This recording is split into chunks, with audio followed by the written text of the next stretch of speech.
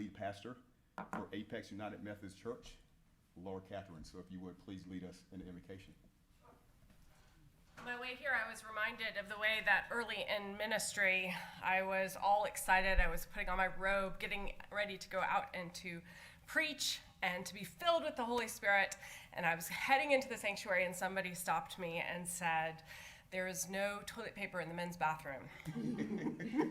And so it struck me that much of leadership and much of what I do and what you guys are doing is living in that space between aspirations and joys and goals and those demands that are put on us every day. And so that is my prayer for you today, and that is my prayer for you every day. Let us pray.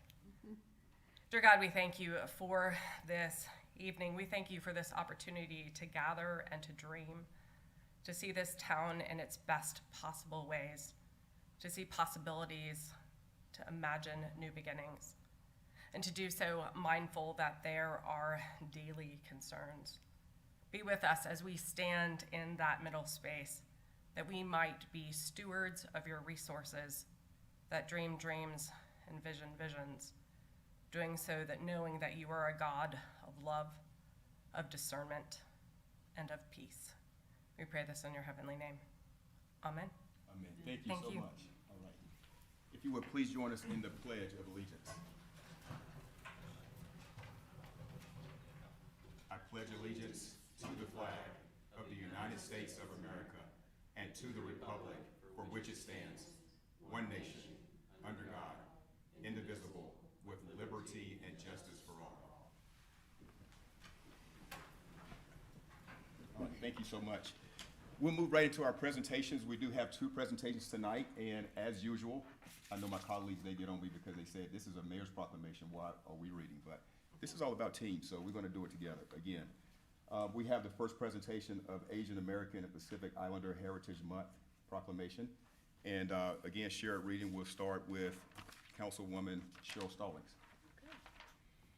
Whereas after decades of effort, in 1992, Congress designated the month of May as National Asian Pacific American Heritage Month, and whereas the month of May was chosen to mark the arrival of the first known Japanese immigrants to the United States and to mark the anniversary of the completion of the Transcontinental Railroad, which was accomplished by the work of Chinese immigrants, and whereas Asian Americans and Pacific Islanders represent vastly diverse ethnic groups, including all those who have immigrated to the United States themselves or whose ancestors originated from the continent of Asia and the numerous Pacific islands known as Melanesia, Micronesia, and Polynesia, and whereas today we stand in solidarity with the Asian American and Pacific Islander communities and assert that anti-Asian racism, intimidation, xenophobia, and hate crimes will not be tolerated and have no place in our society, and whereas the triumphs, perseverance, and achievements of all Asian Americans and Pacific Islanders continue to inspire us with centuries-old traditions that reflect the multicultural customs and experiences of their diverse communities, and whereas Asian Americans and Pacific Islanders have played a significant role in our history with enormous contributions to science, medicine, education, agriculture, government, commerce, the arts, and many other fields of endeavors. Now, therefore, I, Jacques K. Gilbert, Mayor of the town of Apex, do hereby proclaim May as Asian American and Pacific Islander Heritage Month. And I encourage our residents to learn about and celebrate the generations of Asian Americans and Pacific Islanders who continue to enrich our nation, state, and local community. Signed this 25th day of May, 2021. So that takes a round of applause. All right, thank you. We now move to the second presentation of the National Gun Violence Awareness Wear Orange Day Proclamation. And again, shared reading. whereas every day 100 Americans are killed by gun violence, and on average there are nearly 19,000 gun homicides every year, and whereas protecting public safety in the communities they serve is the mayor's highest responsibility, and whereas mayors, residents, and law enforcement officers working together know their communities best, are the most familiar with local criminal activity and how to address public safety needs, and are the best positioned to understand how to keep their citizens safe, and Whereas in January 2013, Hadia Pendleton, a teenager who marched in President Obama's second inaugural parade, was tragically shot and killed just weeks later, who should be celebrating her 24th birthday. To honor Hadia, the Americans whose lives are cut short, and the countless survivors who are injured by shootings every day, a national coalition of organizations has designated June 4th, 2021, the first Friday in June, as the 7th National Gun Violence Awareness Day. And Whereas by wearing orange on June 4th, 2021, Americans will raise awareness about gun violence and honor the lives of gun violence victims and survivors. And Whereas we renew our commitment to reduce gun violence and pledge to do all we can to keep firearms out of the wrong hands and encourage responsible gun ownership to help keep our children safe. Now therefore, I, Jacques K. Gilbert, Mayor of the town of Apex, do hereby proclaim the first Friday in June, June 4th, 2021, to be National Gun Violence Awareness Day. And I encourage all citizens to support their local communities' efforts to prevent the tragic events of gun violence and to honor and value human lives. Signed this 25th day of May 2021.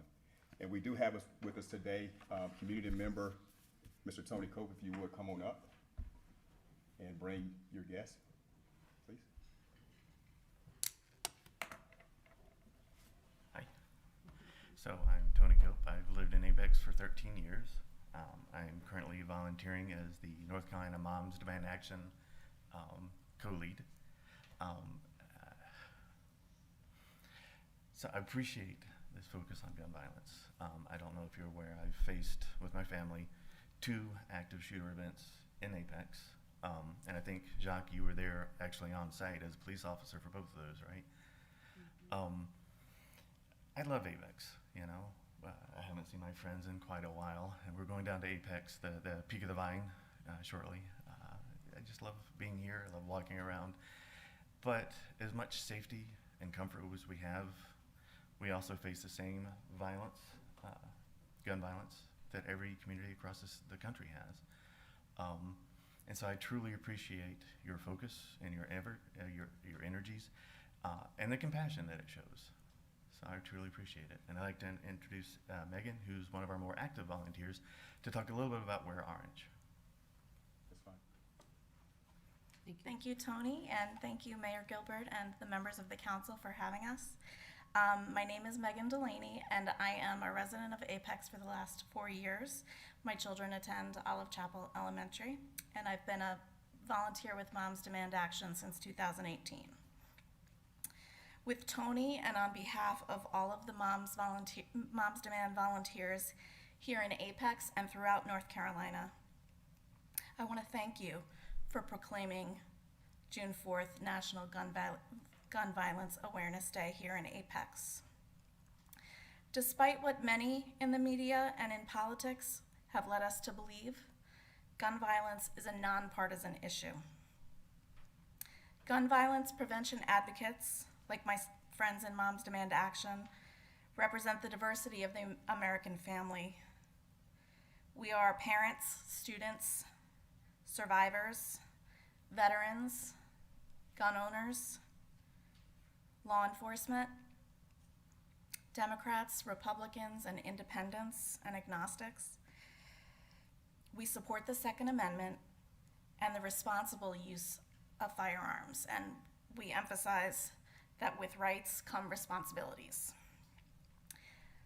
As Mayor Gilbert said, the Wear Orange tradition was born on June 2nd, 2015, with teenagers in Chicago who wanted to honor their friend Hadia Pendleton, who was shot and killed at the age of 15. Today, Wear Orange honors Hadia and the more than 100 Americans who are shot and killed every day. 100 Americans every day, as well as the hundreds more who are wounded. We wear orange to honor victims and survivors of gun violence, to call attention to this uniquely American problem, and to educate one another about how we can prevent further tragedies.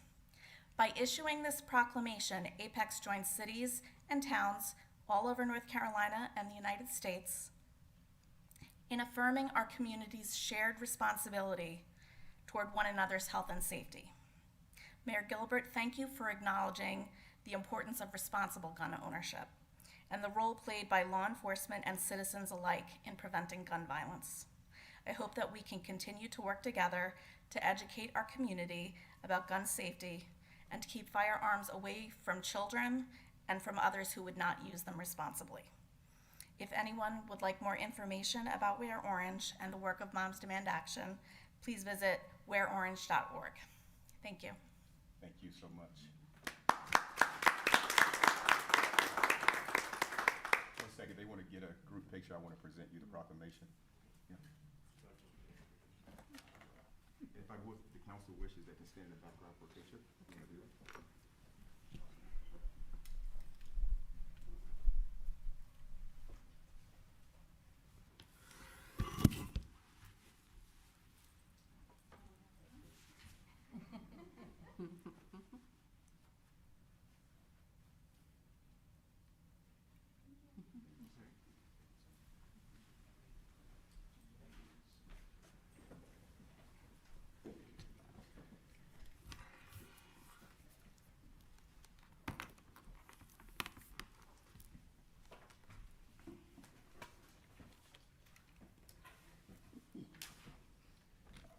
All right, we'll now move into our consent agenda. All consent agenda items are considered routine to be enacted by one motion with the adoption of the consent agenda and without discussion.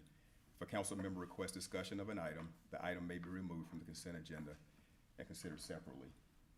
I think we have one add-on, motion to approve minutes of the April 27, 2021 regular meeting. Are there any other changes? Mayor, I would like to pull consent agenda item number 10. Okay. And move it to new business for brief discussion, Okay, so you want to move to new business this session? just for brief discussion. Okay. All right.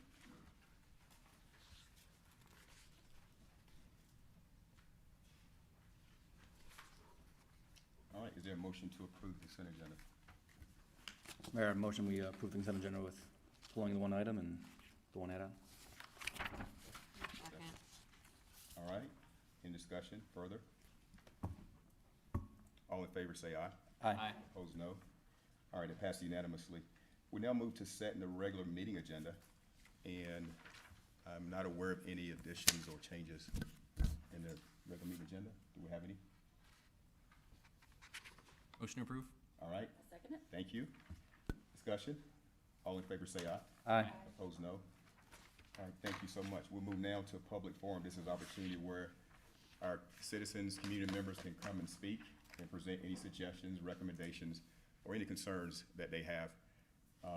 I will share with you that if you do come up and speak, we will not be responding to any of your, the presentation. We just simply want to listen to you. And if appropriate, if you request, myself or someone from staff will be getting back with you on anything you request. So public forum, we don't have anybody sign up tonight, so therefore we'll close public forum and move right into public hearings. So we'll start with public hearing number 1. And that's public hearing, a possible motion to approve rezoning application 21CZ05, Friendship Storage. All right, good evening, everyone. Good evening. Get this walked over. All right, so this is rezoning case 21CZ05 for Friendship Storage located at 0 Friendship Road and 2109 Old US 1 Highway. The properties are located in the general southern area in Friendship and in our ETJ. The subject properties are a total of 9.09 acres and are located south of Old US 1 Highway, east of Friendship Road, and north of the railroad tracks. The property located at 0 Friendship Road has no structures and is heavily wooded, and the property located at 2109 Old US 1 has residential structures and vegetation. The properties are currently zoned rural residential. The adjacent zonings are all rural residential as well. The applicant is proposing to rezone the properties to Tech Flex conditional zoning. The 2045 land use map identifies this portion as office employment, commercial services, and this portion as office employment. The proposed rezoning to tech flex conditional zoning is consistent with those land use map designations. The applicant conducted a neighborhood meeting on February 25th, 2021, and a copy of the neighborhood report is in your packet. A full list of the proposed uses and zoning conditions can be found on page 2 of the staff report. To name a few uses being proposed include self-service storage, medical or dental, office or clinic, office, business or professional, personal service, pet services, and repair and maintenance general. To provide a summary of the 9 zoning conditions proposed, the Environmental Advisory Board held a pre-application meeting for this rezoning on February 18th, 2021. The suggestions from the EAB can be found on page 3 of the staff report.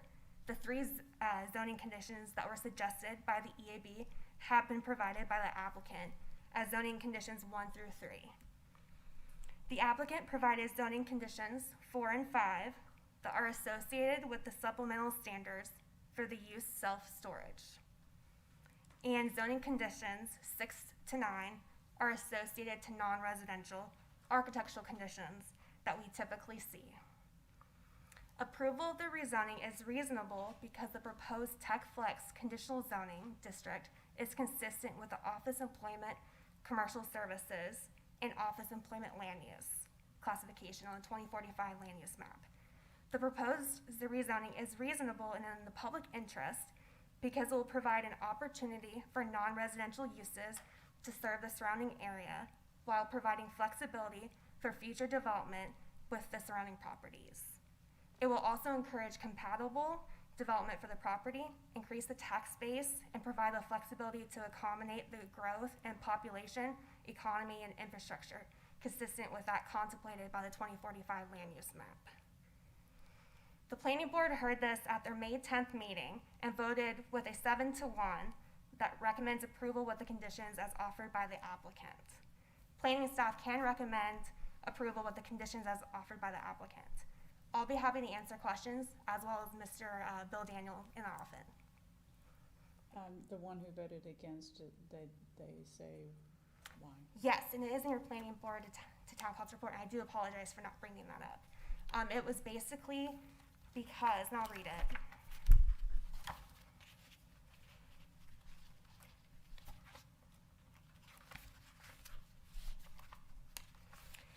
Per neighbors' concerns, that proposed land use map shows office employment, commercial services, and office employment. The neighbors were likely expecting office versus storage. The use may align, but it does not follow the map per neighbors' expectations. And that is the reason a planning member voted no. Thank you. Yes. Thank you I apologize for not bringing that up. Are there any limitations regarding sewer and water for that property? That would normally be discussed at site plan. I know they are in the ETJ, so they would have to annex prior to construction drawings if this rezoning would be approved.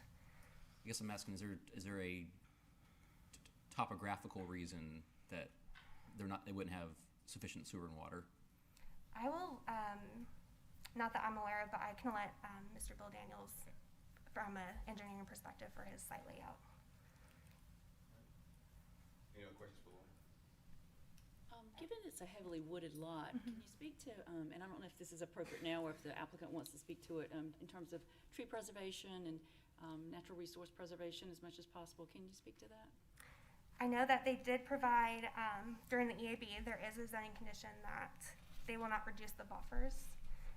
But regarding the tree preservation, that is not required by the zoning condition. It would be typical RCA based off, I believe it's 30%, 25% based off their location. But regarding the tree preservation, I can let Mr. Bill Daniels Okay. And no off-site switch either, I think is what it said, right? Right, correct. I'd just like to hear a little more about that, please. But maybe the applicant can speak to it. Thank you. Yes, I can defer it to him. Yeah, it's fine, you wanna bring them up now? Sure, I can.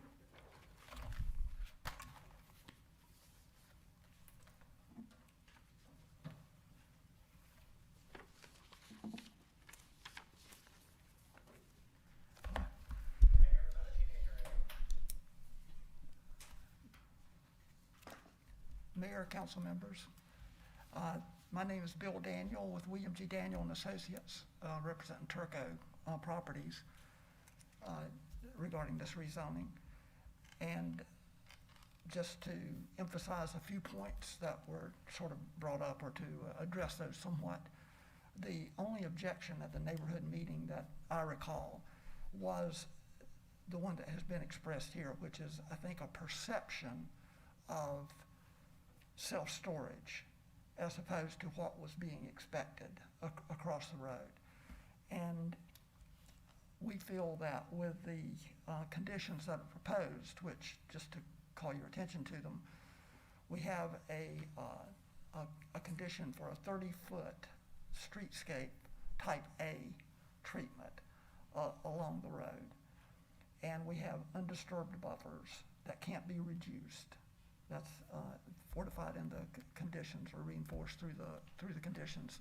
And we have conditions regarding the materials of the building, to durable materials, brick, stone, the like, as recommended by the town staff.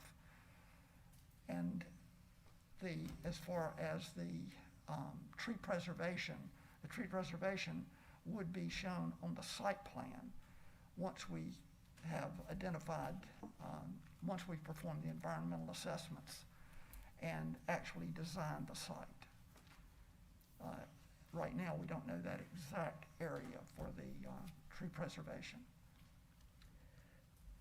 The question, I think there was a question about the sewer, or, Yes, okay. and water. Topographically, it could be served by sewer. The sewer is a good ways off-site right now. But topographically, it will be served by that sewer when that sewer is extended. And I don't know quite when that will take place, but yes, this would not require a pump station. And if I can answer any specific questions, I'd be glad to. Sure, there was a concern about the self-storage being on the frontage of the road. Is that the plan for it to be in the frontage, or is it to be in the back and something else be in the front? It's in the back. It's along the railroad track. You know, there's a railroad track that borders this property. And then there is the intent right now. We still have the environmental assessments to go through, but the intent is to have the self-storage, environmentally controlled, that you're all familiar with, I'm sure. And then there would be a second building that would be closer to the street. But if the condition dealing with the buffer, the type A buffer, 30-foot streetscape, in increasing that to a type A buffer, is to address the visibility to the facility from the road. Because just because that building is along the railroad, that doesn't mean that there'll be a building continuously in front of it, separating it from the road. So where it is not blocked from view, although we think this is not something that would need to be blocked from view, but just to address that concern, any place where there is no visibility, where there is not a blocking of that view by a separate building, this 30-foot type A buffer would do a very effective job there. And I expect that it's not a high-traffic type business either. That's one of the real pluses with this type of use, because it has such an extremely low traffic generation. Mr. Daniel, piggyback off of that, it's low traffic, but does that also mean it's low jobs? So I think about bringing sort of this work-life balance and life quality and bringing jobs closer to where people live, then I think of a self-storage as creating less jobs than perhaps office employment. Can you speak to that? Not favorably. I can speak. didn't think I can speak to it. I mean, I can give you my opinion regarding it. But as far as your specific point about jobs, no, that is a negative relative to this use, because we will really have very few employees. It's not like office employed or manufacturing or anything like that. In fact, there will probably be 2 employees. It could be 2 to 3 employees. That might be the only ones that are inside that building. On the positive side, however, self-storage, not only does it have very low traffic volumes, but also that's for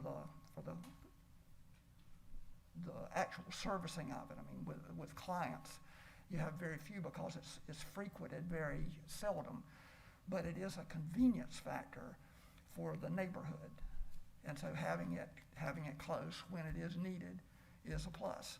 The quietness of this use and the absence of the lighting that is obviously that's often associated with a large expanse of parking is also a plus, I think, as far as bordering a neighborhood, and we are against the railroad track. But to answer your question, I can't justify this use as an employment center. Mm-hmm. So follow up to that, so we have a significant number, I think, of storage facilities in the vicinity. Do you think that there is a need when we have a few that are real close by? And I was actually involved in saying yes to that one. I'll admit to being a bit surprised by the demand, but yes, I'm quite confident there's the demand, and that's not coming from me. That's me listening to clients and their experts. But no, there is very real demand with the growth that Apex has experienced. And that, not just Apex, Cary, Raleigh, Durham, Morrisville, the demand is surprisingly high for this use. Well, I've had people ask me for a lot of things, and they have not asked me for storage. So I'm surprised that you have a different experience. But thank you for your honesty. Sure. And all the questions. Any other questions for Mr. Daniel? Thank you. All right. With that, we'll go ahead and open up public hearing for this item. And when I call your name, please come up. And Elizabeth Ray Stitt.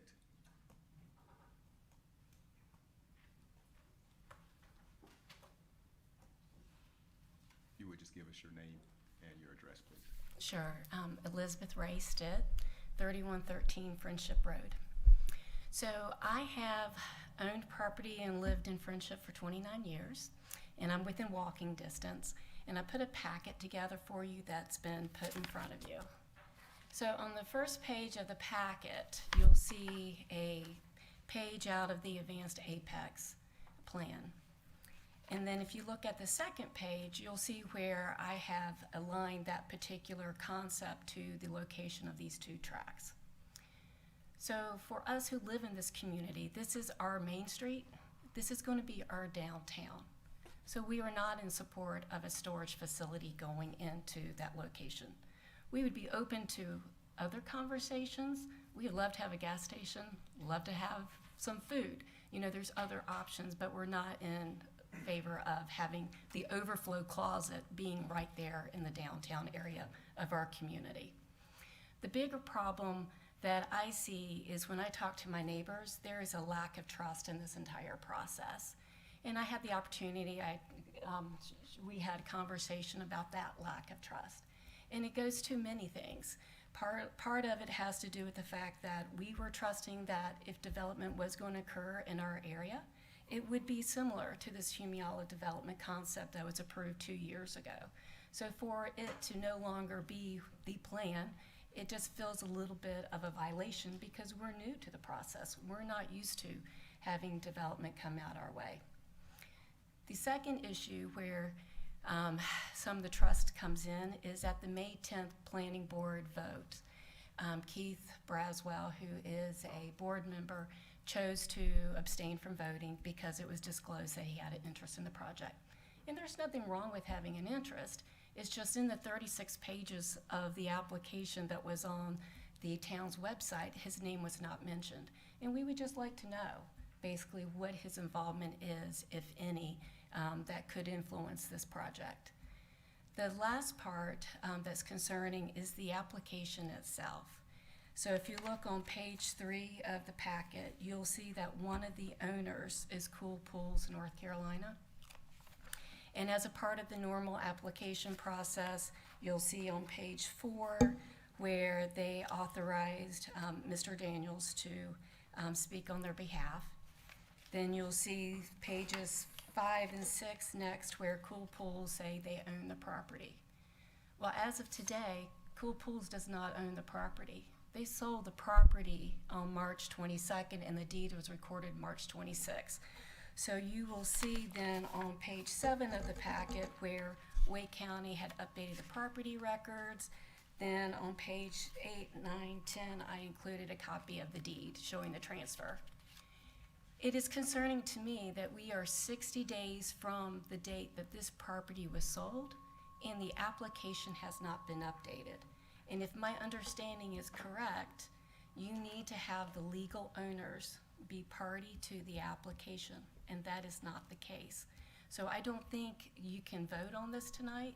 I don't think when the planning board voted on May 10th, they had a valid application because the property was owned by Friendship Road LLC.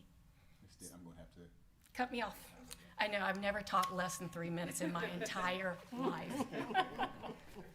Thank you. All right, I do have Bill Daniel listed, but he's, so we're good. So are you speaking again?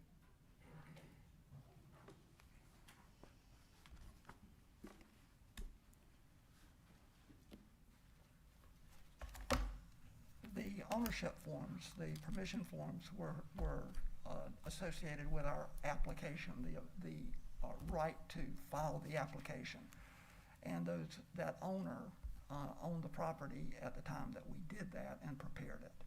I don't know the technicalities of, I do know the property owner will have to agree to any conditions, and it is proposed as such. And when that is signed, it'll be the property owner that does commit to those.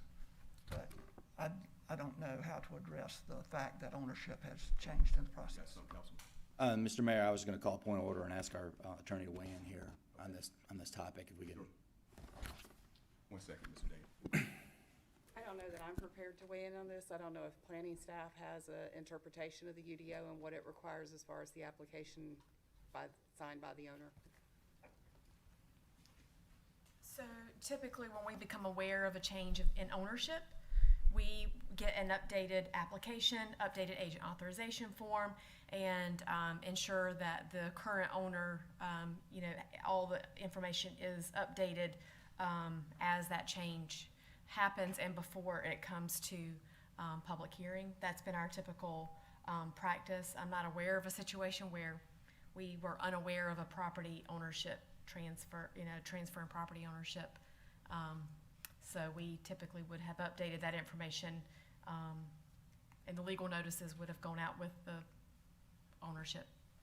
But just to clarify, the zoning follows the land, so presumably whoever owns this now, even if it's different, I guess that's probably more to protect the owner of the land more than it is us, right? To make sure that they know they're buying something that has these conditions on it. Right. Once the zoning is approved, it does follow the land, but state law does require notification of the property owners and adjacent property owners for the rezoning, for the public hearings, and it requires property owner approval of any zoning conditions. We can't approve a rezoning with conditions without approval of the property owner. And so I believe the last revisions to the zoning conditions were after that March date. We maybe have received some revisions in the month of April, perhaps. We'd have to go back and check that, but that's what I know. Right, I would agree with what Amanda was just stating about, state law does require for a conditional zoning district that the owner consents to the conditions in the application. And so, what the council might want to choose to do with this is to continue it to a future date. And maybe we can get the ownership interest paperwork in and all of that resolved. Well, I'm wondering, do you speak for the owner of the property in your presentation? I do. Okay. We don't have a form or What? we don't have a notarized form to that effect. Okay. So, Like, we do have a notarized form about him being the agent for the previous owner. Okay. So we want to go ahead and close public hearing, and then is there a motion to continue? Is that what legal is? I don't know if that was your last speaker. That was the last speaker. Okay. Yeah. And I don't know if you might want to hold the public hearing open in case, at the date that you continue it, you want to hear from additional, Very well. We'll folks. do that. So you, Okay. Yeah. All right. Mr. Mayor, I move we continue this to our next hearing, and I would ask the applicant to, I don't know, what's appropriate? Do we need to submit a new agent authorization form, or get the new owner to come as well? probably a new application and a new agent authorization form would take care of it. All right. So is, And I'm not sure whether new notices would need to go out. sounds like. What do new notices need to go out to the current property owner? Yes, we would need to mail that out. And so that would take, per state law, There should be at least 10 days between now and the next council meeting, so we can get those out. And Okay. if that was the proposal, we should extend to June 8th. do we wanna do June 8th, or do we wanna go to the following? To give them enough time? Sufficient time to do, given what else is gonna be on the June 22nd agenda, considering the length of meeting. So June 8th. So June 8th, is that it? That's my motion, yes. Okay, I second it. motion second. Discussion? I guess for me, this seems pretty messy to me. So I'm pretty disappointed on what happened this evening, and I am not in favor of the project at this time. So just to put that out there, so that's just where I am. And don't like the project in this area for a few reasons I already stated, and I'm not sure what happened this evening related to ownership and that kind of thing. So that's a little bit off-putting to me. So. Thank you, Mayor Pro Tem. Mhm. Further discussion? All right, call for a vote. All in favor indicate by saying aye. Aye. Aye. Opposed, no. No. All right, that passes 4-1. Okay. All right, we'll move now to public hearing number 2. Public hearing and possible motion to approve rezoning application 21CZ06, Jinx Road, Office and Veterinary Hospital. Good evening. As you stated, this is rezoning case 21CZ06 at Jinx Road, which is located in our northwest part of our jurisdiction. The subject properties are located south of Jinx Road, west of Sunset Meadows, and east of Westford. The two properties contain 2 single-family structures. On the eastern boundary, there is an existing pond. The properties are currently zoned rural residential, and the applicant is proposing to rezone to neighborhood business conditional zoning. The 2045 land use map identifies the properties as mixed use, high density residential, office employment, and commercial services. The proposed rezoning to neighborhood business is consistent with those land use classifications. The applicant conducted a neighborhood meeting on February 25th, and a copy is included in the staff report. A full list of the proposed uses and zoning conditions can be found on page 2 of the staff report. To name a few of the uses being proposed, those are daycare facility, medical or dental office or clinic, office, business or professional, and veterinarian clinic or hospital. To provide a summary, the applicant has provided 12 zoning conditions. The Environmental Advisory Board held a pre-application meeting for this rezoning on February 18th, and the suggested Suggestions from the EAB can be found on page 3 of the staff report. 2 of the suggestions from the EAB have been provided by the applicant in zoning condition number 1.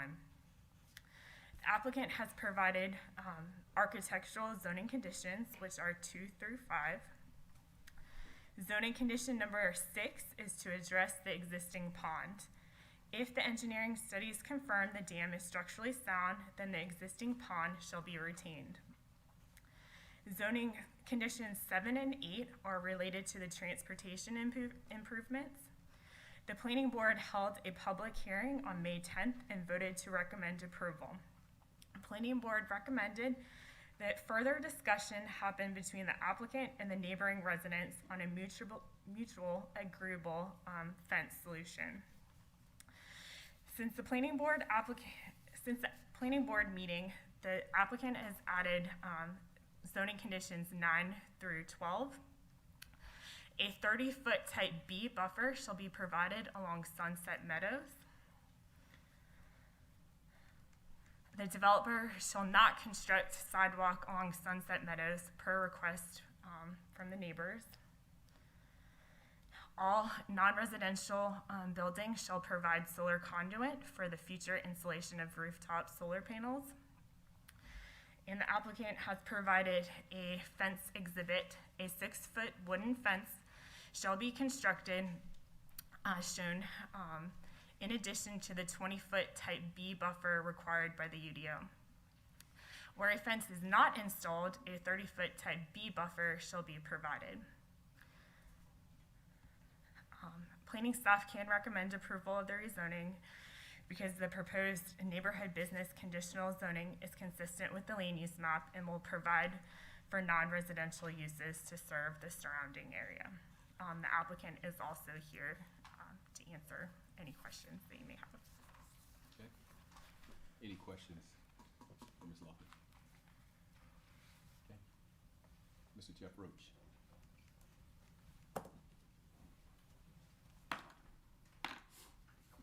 Good evening, Mr. Mayor, members of council. Jeff Roach, Peak Engineering and Design, here tonight representing the applicant, Jennifer and Daniel Schultz, who are also here in the council chambers.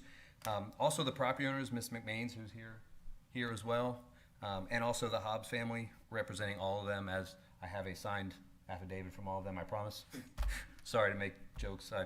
You guys know me, that's how I am. So to be quick tonight, I am going to touch on a couple things real quick, some of the things we have done already before we even went to a neighborhood meeting, and then I'm going to follow that up by some of our discussions and some of the things we've added since our neighborhood meeting and since our discussions with most of you on the project.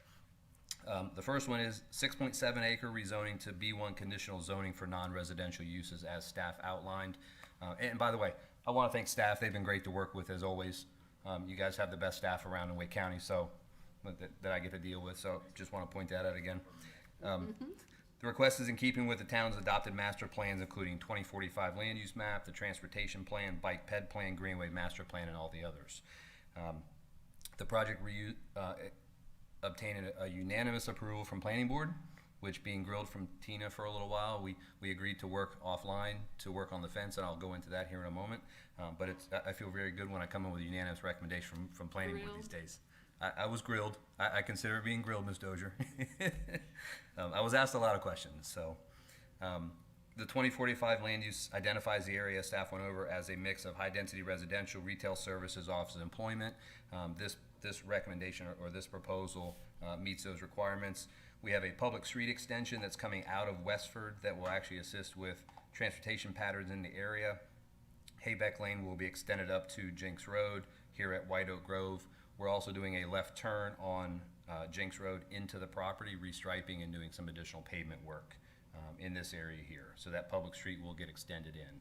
The temporary turnaround here at the end of Haybeck will be removed, and those residents, as well as our customers and clients, will have access into the property directly from Jinx Road.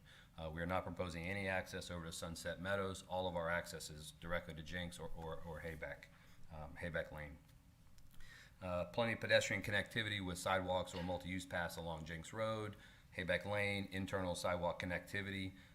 And we've also made the condition about not asking for sidewalk along Sunset Meadows as a request from the neighbors. I've spoken to a couple of you about that. It came after, I think, Ms. Stallings, we spoke about it. That was after our discussion. I apologize, I would have brought it back to you, but I figured you'd see it tonight. So, the applicant's committed to preservation of the existing pond on the McMains property. That's the large pond up in the upper northeast corner. Preliminary look is that the dam appears to be stable. It has very few trees in it down at the deeper end, so it does appear that we're gonna be able to save it. We still have to get a geotech out there to evaluate, but that's something we are committed to saving that pond. The McMains are, the Schultz are very excited about that existing pond there as well. The buffers that are provided around the property meet or exceed, in some cases, the buffers. The 30-foot buffer along Sunset Meadows, there is no buffer requirement as a non-residential up against the street. We've provided a 30-foot buffer. We have a 30-foot buffer along the residential properties in this area. It is either a 30-foot buffer or it's a 20-foot buffer with a 6-foot wood screen fence. And we'll get into the exhibit that staff pulled up in a minute to see what the extent of that fence is gonna be. And then we, of course, have the 30-foot buffer along the thoroughfare, which is Jinx Road. After the neighborhood meeting, we had some additional concerns come back. We had some emails from different residents next door. So I've got a couple items kind of top level.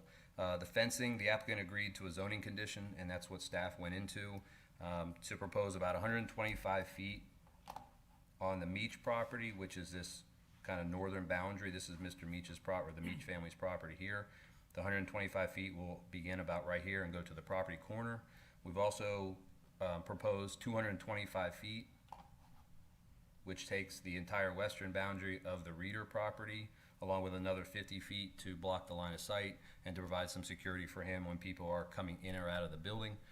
That 6-foot wood screen fence will be down. The landscaping will be kept behind it for a 20-foot buffer, and then the wood screen fence in that location.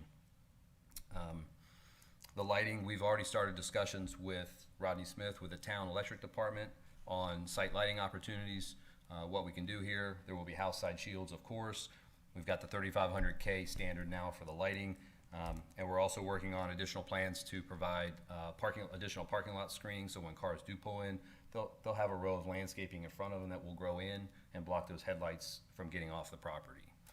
So we've looked at those before, we've done them before, and they work really well after a couple of years when the stuff grows in. Typical landscaping. The buffers meet or exceed. The security between the wood screen fencing, the landscaping, and then the fencing for, the use here is it's a vet hospital is what's proposed at the site, but it is the B1, so we added some of the additional conditions if something bad happens or this company does really well and they have to move to another location. Any of the outside location where the animals will be kept will be fenced in. That's a typical vet hospital type site. We've also been working on the site plan, and although not a condition of zoning, to let you know the building will be in the northwest corner, southwest, however you want to look at it, in this area here, for a couple reasons. One is that gets the houses or the building as far away from the residential properties as possible. There's also a sewer issue on the site. The only sewer is coming out of Haybeck Lane, coming out of Westford. So the only way to get to it is to stay up on top of the hill and have that sanitary sewer go to the southwest. So we've located it back in that area. And the access for customers, along with a 15 or so parking spaces, is on that western side as well. So anybody coming to the property will be isolated up in this area and will come into the building, do what they need to do, come back out onto this western side is the current layout. Like I said, not a zoning condition, but it goes into our thought pattern, trying to minimize the impact on the adjacent property owners. I'd also like to bring up one other item, which is the 24/7 operation.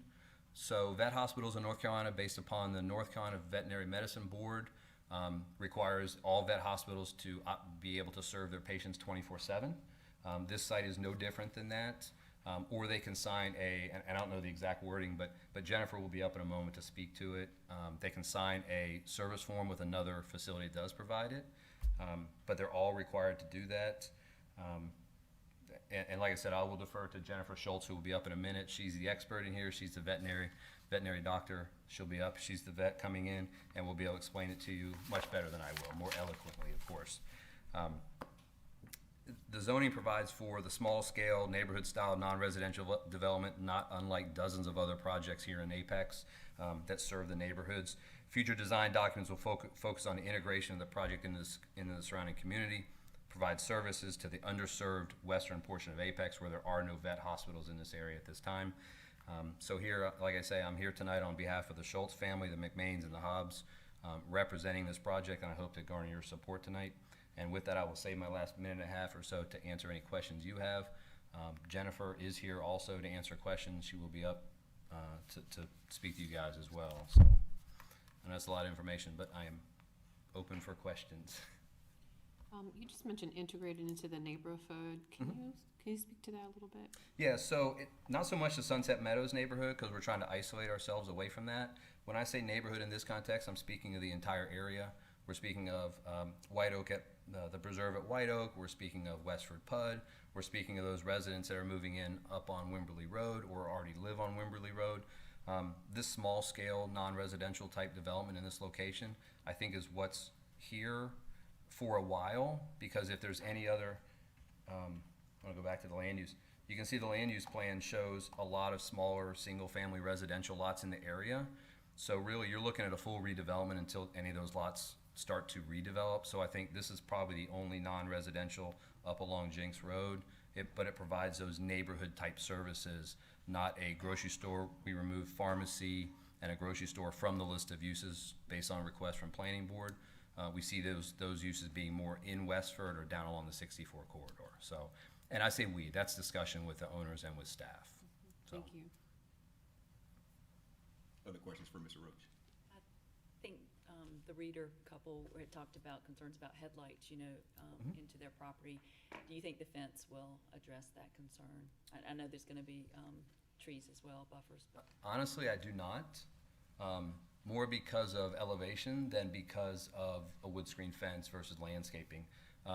The way we're designing the site, I think the landscaping up against the head-end parking is going to do more to stop lighting than actually putting a 6-foot wood screen fence on the boundary. So, and we heard two things from the Reader family. One was, and Mr. Reader's here, Chris Reader's here too, so he'll be able to answer questions about that as well.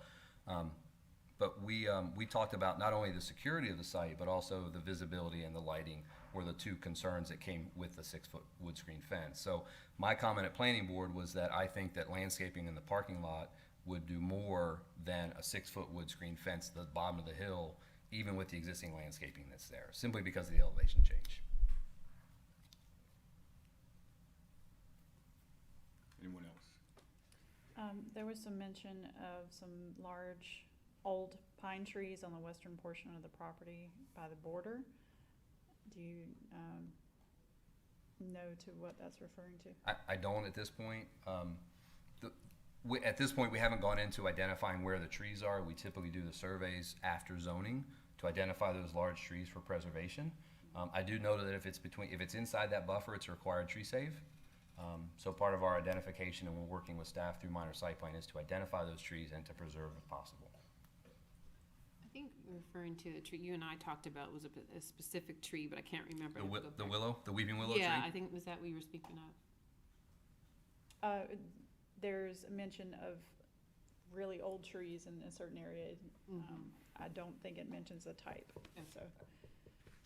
And Ms. Killingsworth, I think there's some trees back in this area here. I don't know if you can see the mouse on as far away as we are, kind of on the western boundary of the Reader property, just onto our site. There are some larger trees back here, and that's the 30-foot buffer area or 20-foot with the fence that we're looking at. That's the low point of the site, so our BMP will be located down there. If there's a tree that's worth saving, a big tree that's there, we can work our BMP around it as well. So we always try to do that. Once we identify them in the survey, we try to avoid those big trees. Okay. There was also it looks like a concern about the fence only being 6 feet.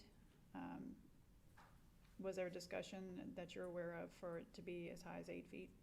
In the past, we've never done 8-foot wood screen fences, unless the only place I can think of in town that I've done them personally is a doggy daycare over on Investment Boulevard, simply because the pets were outside.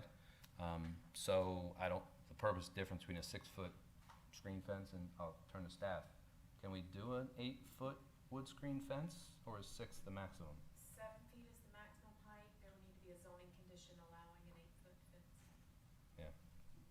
So I don't know if the 8-foot, I'm not sure what a 7-foot fence would do other than a 6-foot wood screen fence.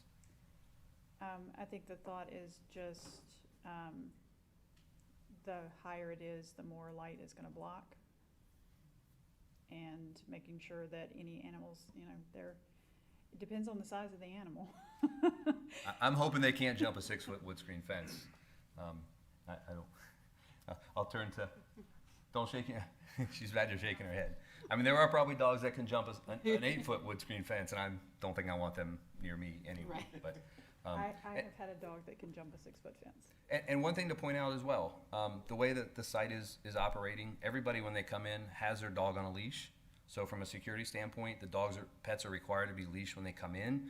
The only time they are outside is they're in fenced-in areas. They're on leash, and they're always with somebody.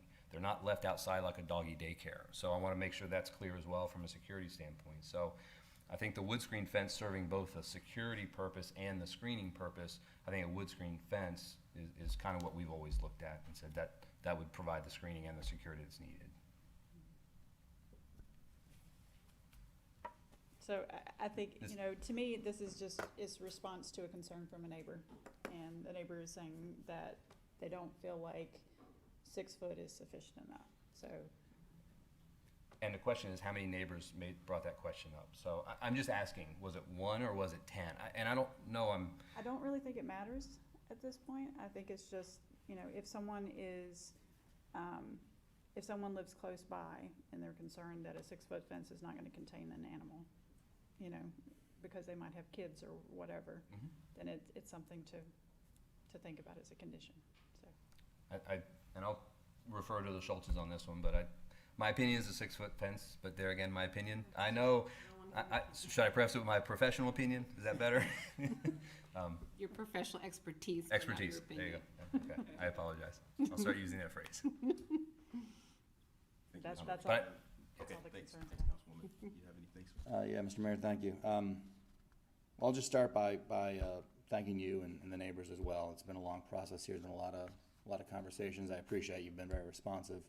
I feel like we're almost there. I feel like we've come a long way. We've done a lot of stuff here to help the neighbors. This fencing really feels like the last really point of contention here. So, I mean, I'll just iterate what my colleague said. If 8 feet helps the neighbors, I'd be in favor of 8 feet for what it's worth. The other point I wanted to bring up again is there anything we can do? When we spoke, and with the owners were there, my understanding was there was no intention to run a 24/7 clinic. It was just the way the law,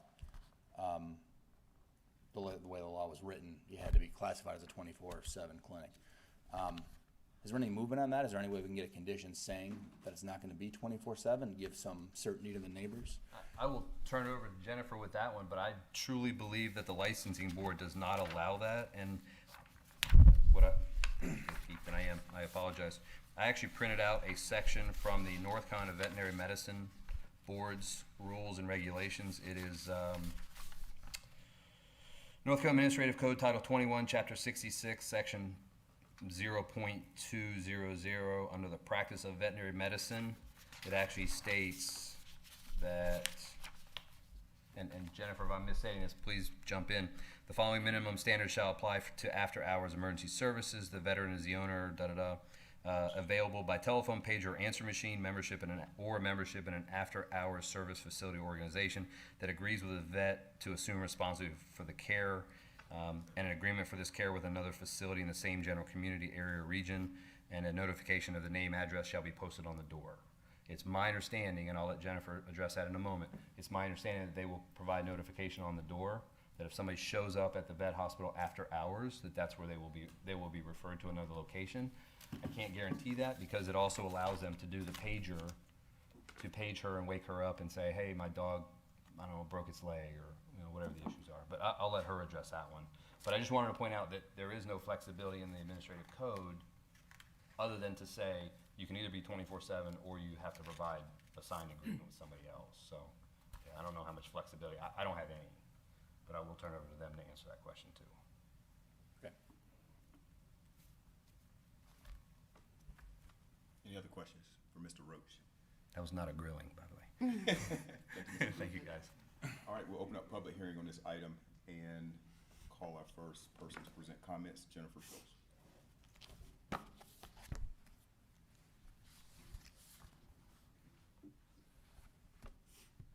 Thank you to the council and the mayor to be hearing me today. Obviously, Jeff has done this a lot more than me, but hopefully I can speak to some of the issues that have come up.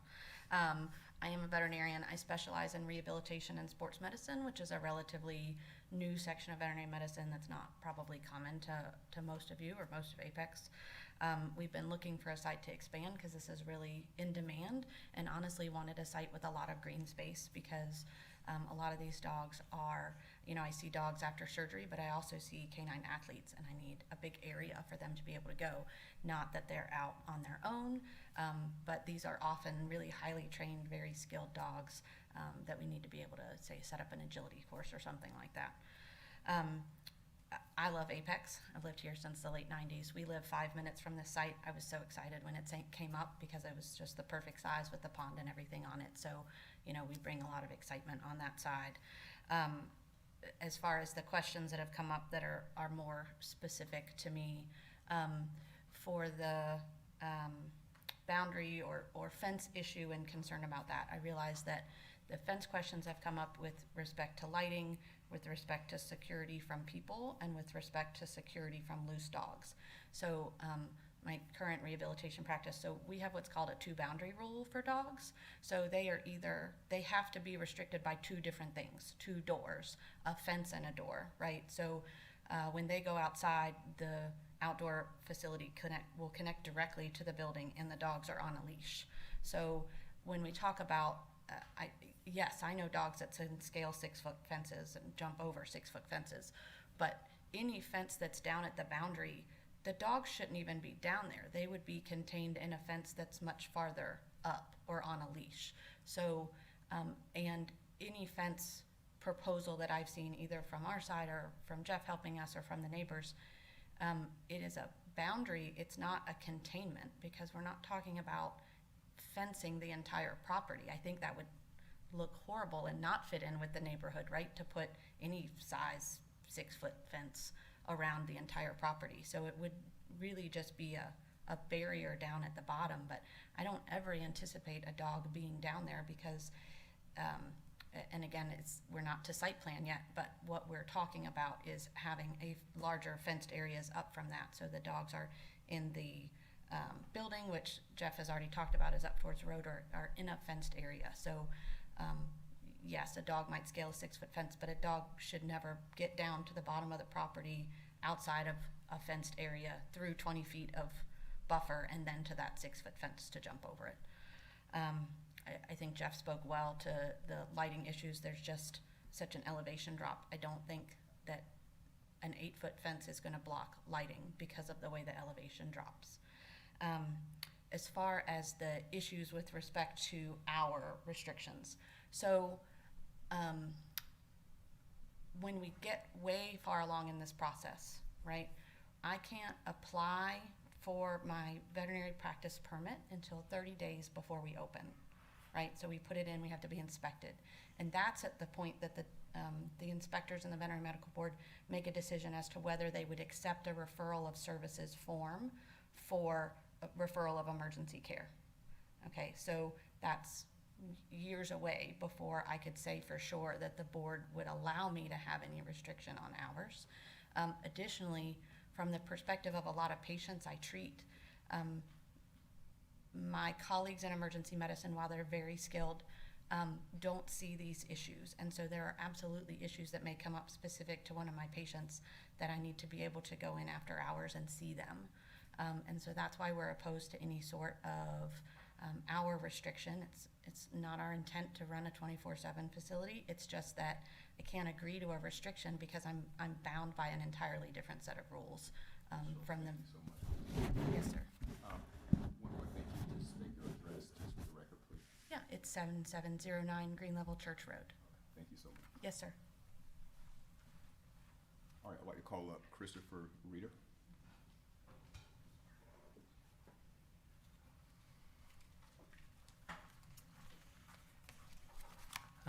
My name is Christopher Reeder, 1028 Sunset Meadows Drive. I live in this property right here. As has been mentioned, I've emailed everybody just kind of where we stand as far as discussions with Jeff Roach on as representative of the applicants. A couple things I'll try to go super quick. Ms. Cohensworth had mentioned about some of the pines.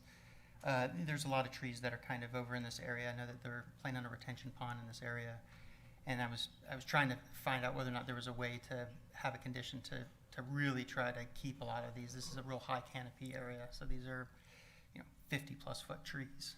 So to see those taken down would be bad.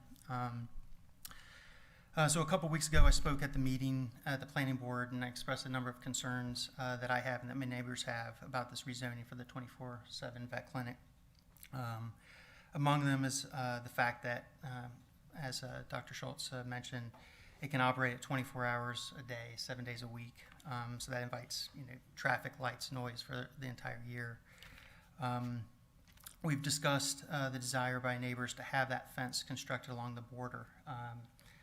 What we had discussed was this border here, not as we're not in favor, just like Dr. Schultz isn't in favor of enclosing the entire property.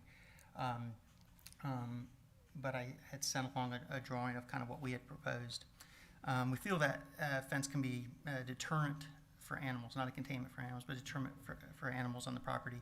While it's not an intention to let a dog out, while you may tell customers, hey, please have them on a leash, there's no guarantee for that, obviously. We've had discussions with applicant and found common ground on a number of issues. For example, we both agree on not constructing the sidewalk along Sunset Meadows. It would just be a road to nowhere. The cost that they would incur for that, we would encourage to be put towards the construction of that fence that we're describing. We're also in agreement about containing this or keeping this pond, and even if something was found, that we try to make sure that we fix whatever might be not right with it in order to retain it, not just to fill it in. The only real area where we're having difficulty as far as agreeing is the fence and the hours of operation.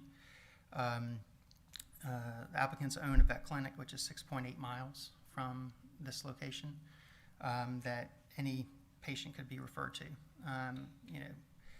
Their house, as she mentioned, which is great, a local neighbor, is 6 miles from that location. So if she gets a page at 2 o'clock in the morning, certainly they can be serviced at that location versus this location.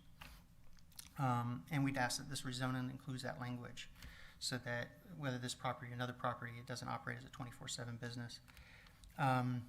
The final part was on the fence.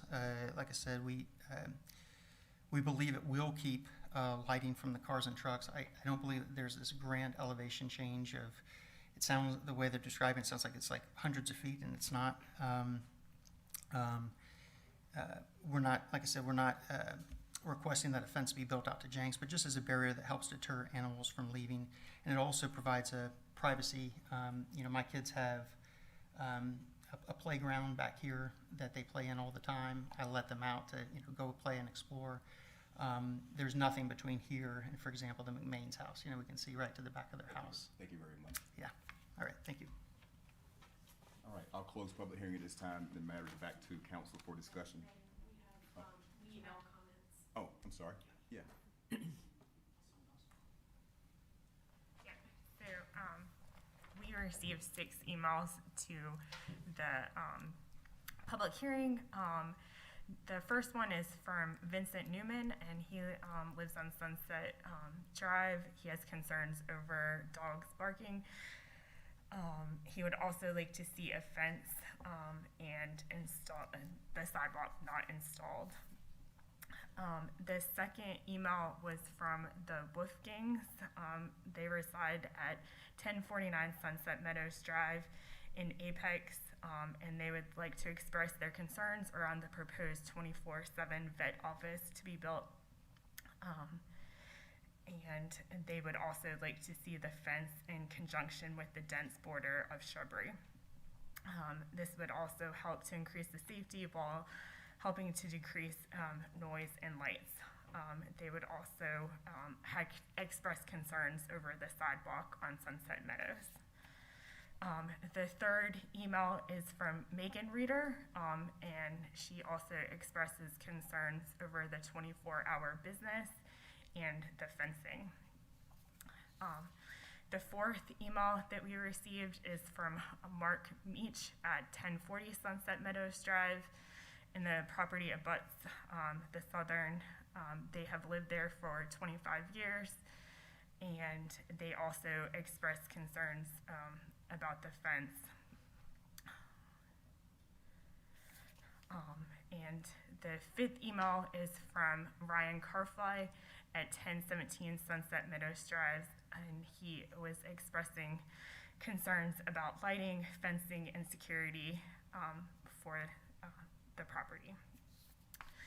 And the sixth email that we received is from Winston Penley at 1013 Sunset Meadows Drive, and he was also expressing concerns over the sidewalk, and then the one point they did express concerns over the brewery use, so that's the only one that was different. We also had conversations with the applicant about that use. I think that summarizes all of them. Can I just ask a question for clarification, as best as you can discern? From the concerns about the fence, does that mean the neighbors want the fence and they just want it higher? Was that your, could you?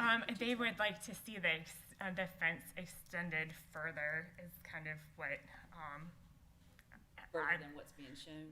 Than what is my understanding is they would like it extended further over this way. Like what Mr. Reeder showed. That's what my understanding is. In terms of length or height? I have heard some residents say height, but I have not heard that from all of the neighbors.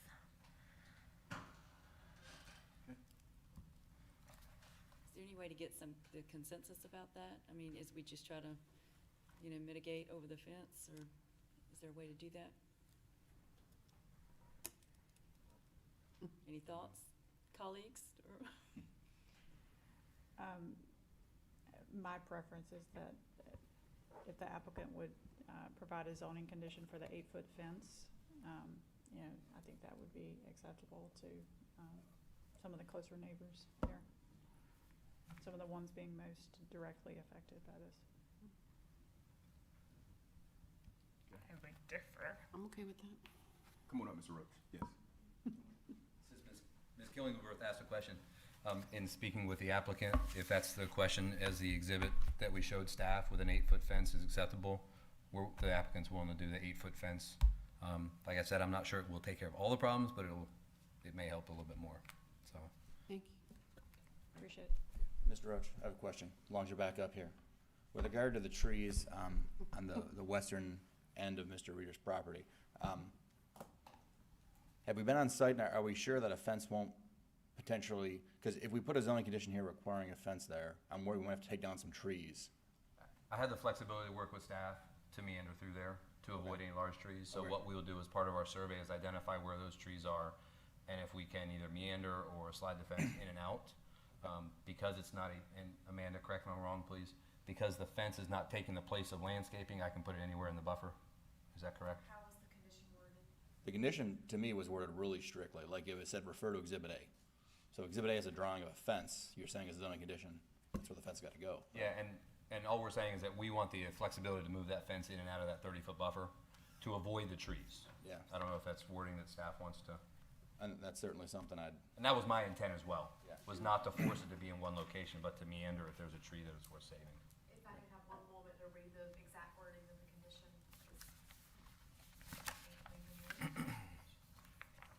Exhibit A was not a engineering drawing, though. It was aerial with a line on it, so it's not as precise as I think you're suggesting. I'm not sure what the implication of, like, it was strange to me that the zoning condition said refer to Exhibit A, shown on Exhibit A, so I thought that might be prescriptive.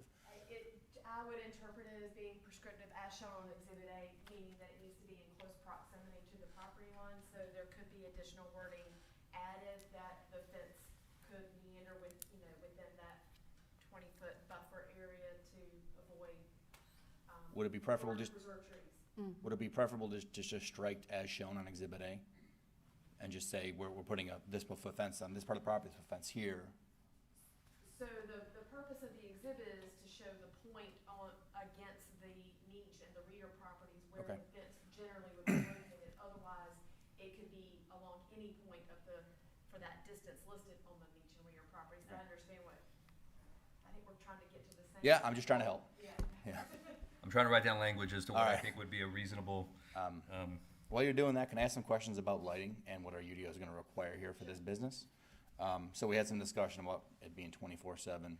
There were some comments by the applicant, they don't intend to run it 24/7, but they want the option.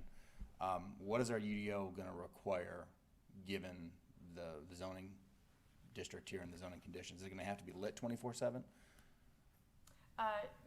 No, I don't, no, the UDO would not require that, and, we really have no minimum parking lot lighting requirements, so, I would imagine there might be some desire to have some lights left on in the parking lot, you know, in the event, that they need to arrive in the middle of the night, just for security purposes and for visibility purposes. there's also a section in the ordinance, there'll be lights above the doors, which are ingress, egress lights that are required to stay on. Right. And then we can identify 1 or 2 lights that are out of the way, to work with Apex staff and say, those are the security lights, because on the western side of the building is where any after-hour customer or activity would be. So we would focus our activities in that location. Yeah, I guess what I'm thinking is, given that it doesn't sound like we can get a zoning condition about the operation hours, that's problematic for a number of reasons.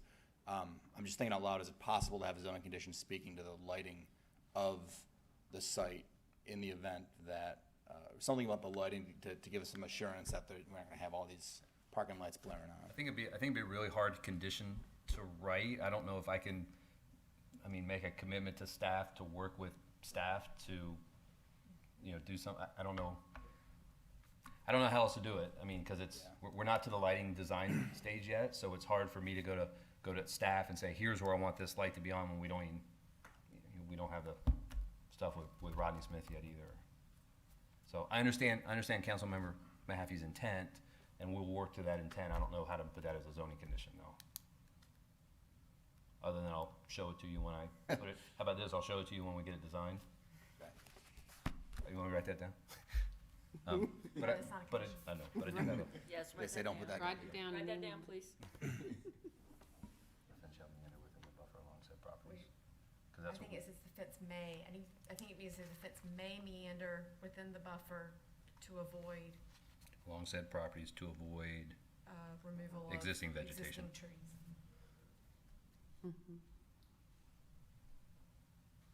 All right. Would you like me to read that condition so that staff has it, or do you want me to just give this to you? We have a form you're gonna need to Fair enough. find and get the owners. Owners in the back. Okay. Any other questions? Do we have, to your knowledge, for staff, do we have any other vet offices like Lake Pine or anywhere like that that have conditions in their rezoning that limited hours? Lake, I did the Lake Pine rezoning. It had the exact same restrictions, and I think we talked about it at that zoning as well. It did not. It still has a 24-hour operation, or it has the ability to have a 24-hour operation. And do they operate 24/7? They do not. Are there lights on at night? I don't know the answer to that question. I know the building. I know that they have things out front. They have covered front porches, and I know those lights stay on, but I don't know about the parking lot lights. Going that I drive by there frequently, the lights are lower at night. So, Okay.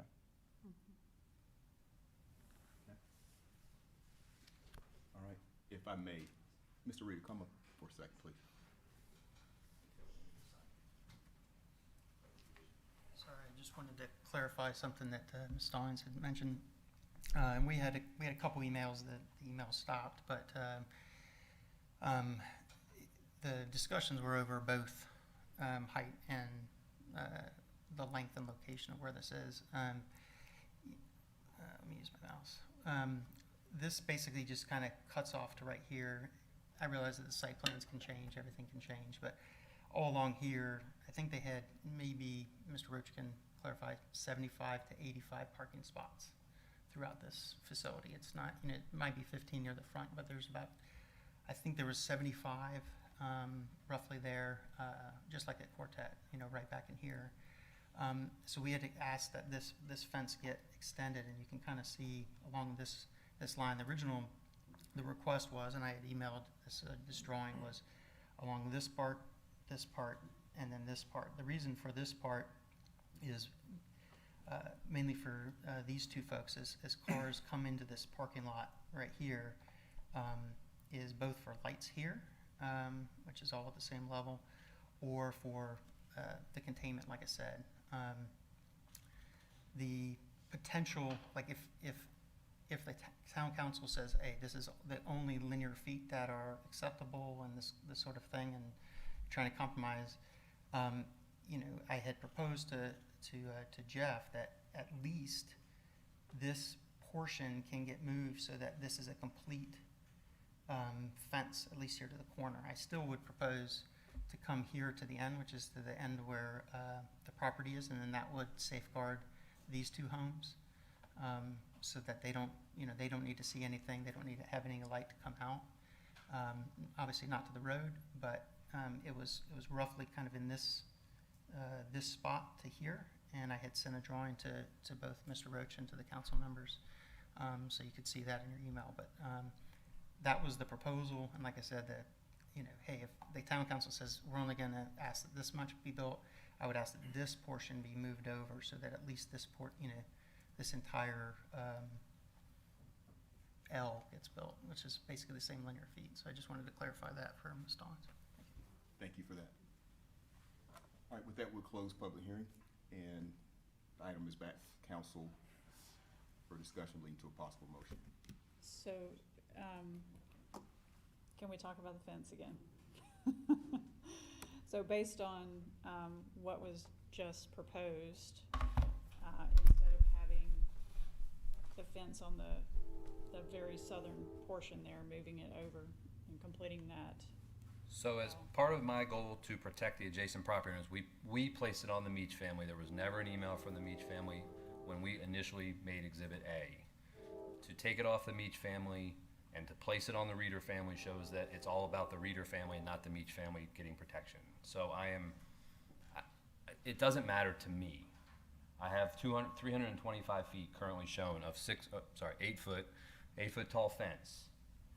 If it's gonna be just on the Reeder property, we're just protecting the Reeder family, then that's fine with me. I don't have a preference. I'm trying to do what's right and what staff has heard. So we had proposed a 6-foot fence. We went up to the 8-foot fence, and now I'm being asked to take that same fence that I just said 325 feet and now make it longer and make it 8 feet tall. So now we're just taking more money and putting more money into a fence. So we're making a compound out of this facility. And that's what I was trying to avoid was in my professional expertise is trying to do what we think is right, which protects the adjacent property owners, which doesn't create a compound, which doesn't separate and still provides some integration between developments. So not to mention the fact that if you guys have been out there, if you've seen the existing vegetation that Mr. Reeder has that was installed years ago along Sunset Meadows, we tried to identify, let me find, do you see this white line right there? We think that's a fence. This is an old aerial from 2017. We can't see back there from the road to see what that is. That's how thick the existing vegetation is. So we're looking at this saying we're trying to build a fence to stop it. Well, it's already there. The existing vegetation is there. We will build a fence, 325 feet of 8-foot tall fence. We will work with staff, we'll work with the neighbors, and they can tell us where to build it. Thank you.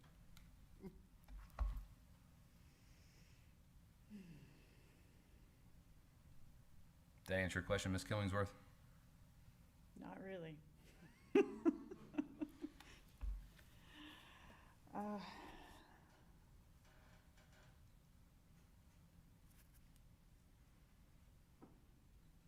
you have a suggestion of what you'd like to see?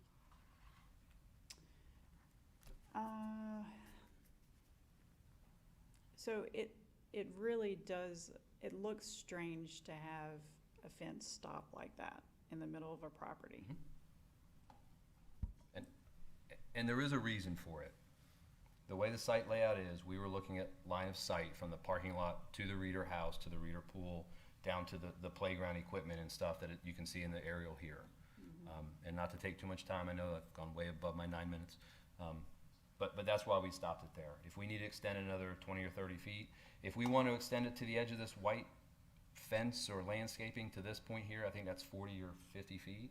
If we need to extend it to there, keep the existing exhibit as is and go another 50 feet, we'd be willing to do that as well. So, Ms. Killingsworth, if that'll resolve your issue, I'd be happy to do that as well. Well, the thing is, it's not my issue, it's the neighbors that are gonna be living right next to this place. So I wanna make sure that we are addressing their full concerns about this fence. I appreciate that you've done the 8-foot fence, that's great.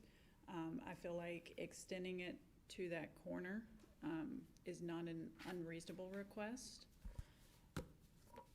Thoughts?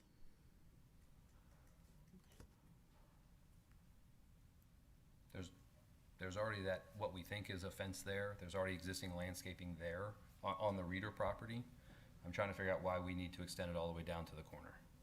So, with something that's already on the adjacent property. Well, Mr. Reader is here, so can we ask Mr. Reader Absolutely. if that's a fence? Yeah, absolutely. I'd love to know. I do, before I want this to be the last, come on up. I want this to be the last time, because we want to move forward and get a decision made, so, thank you.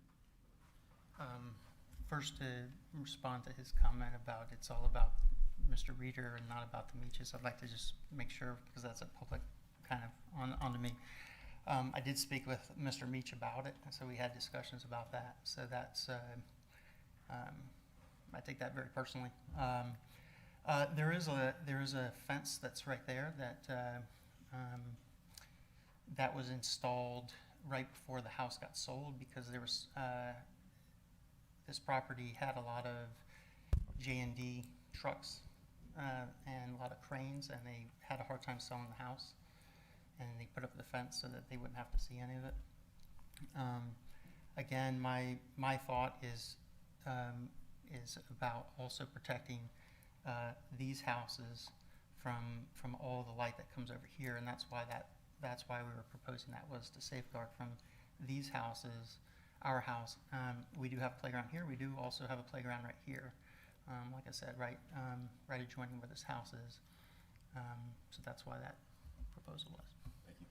Appreciate it. Other discussion?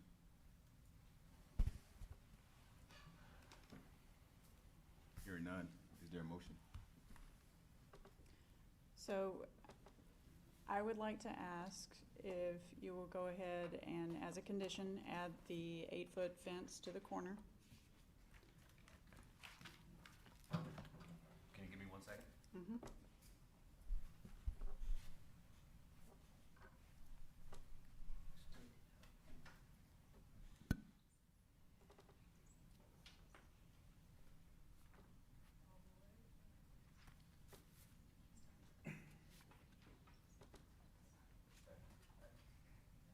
Ms. Killingsworth, I need a question. Are we shifting the length of the fence off of the Meach property and giving it onto that? We had the distance here. Are we moving that over to here, or are we adding that to it? And the reason I'm asking, because it's a very expensive fence. So there's already a fence on that portion of the reader property. So what's your? My understanding is that the Meaches are okay with the shifting of it that way, so I would be okay with moving off of the Meaches property and over to Readers. We would need an updated exhibit. I'll provide you an updated exhibit, and I'll adjust the language. So we will start, and this is the same question I had at planning board, was the start-stop points. Mm-hmm. So I will start here in the southeast corner of our property and follow the Meach property along and come to the corner here at Sunset Meadows. Mm-hmm. I'll provide an updated exhibit to staff, and the owner will sign the condition revision. Okay. All right? Then I'll make a motion to approve. I'll second. Motion second. Further discussion? I thought I'd chime in and say that to me this use is a little bit disappointing just because it's not intensive enough, to be honest. So it's kind of opposite of what the neighbors were talking about. But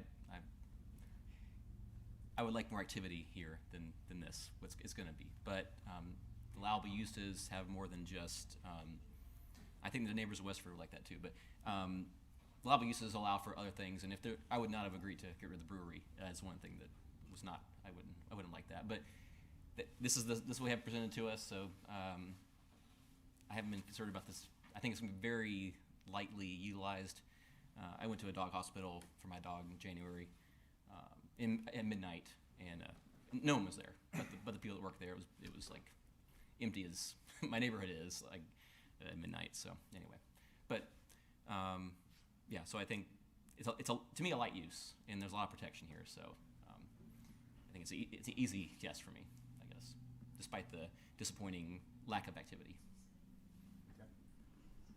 Yeah, and I'll add to my colleagues, I mean, this is one of those where we go back and forth, and I think no one's getting everything they want, but I think we arrived at a good place here. It's better planned than it was initially, so I'm happy to see that activity and that the concerns were addressed, and thank you, Mr. Roach, for your flexibility here. And I'll add, as far as the use goes, it may not be very intense, but I think it is a unique kind of amenity for the area. I understand. I didn't know anything about these. I didn't even know that there were rehabilitation hospitals for animals. That's as far as I thought.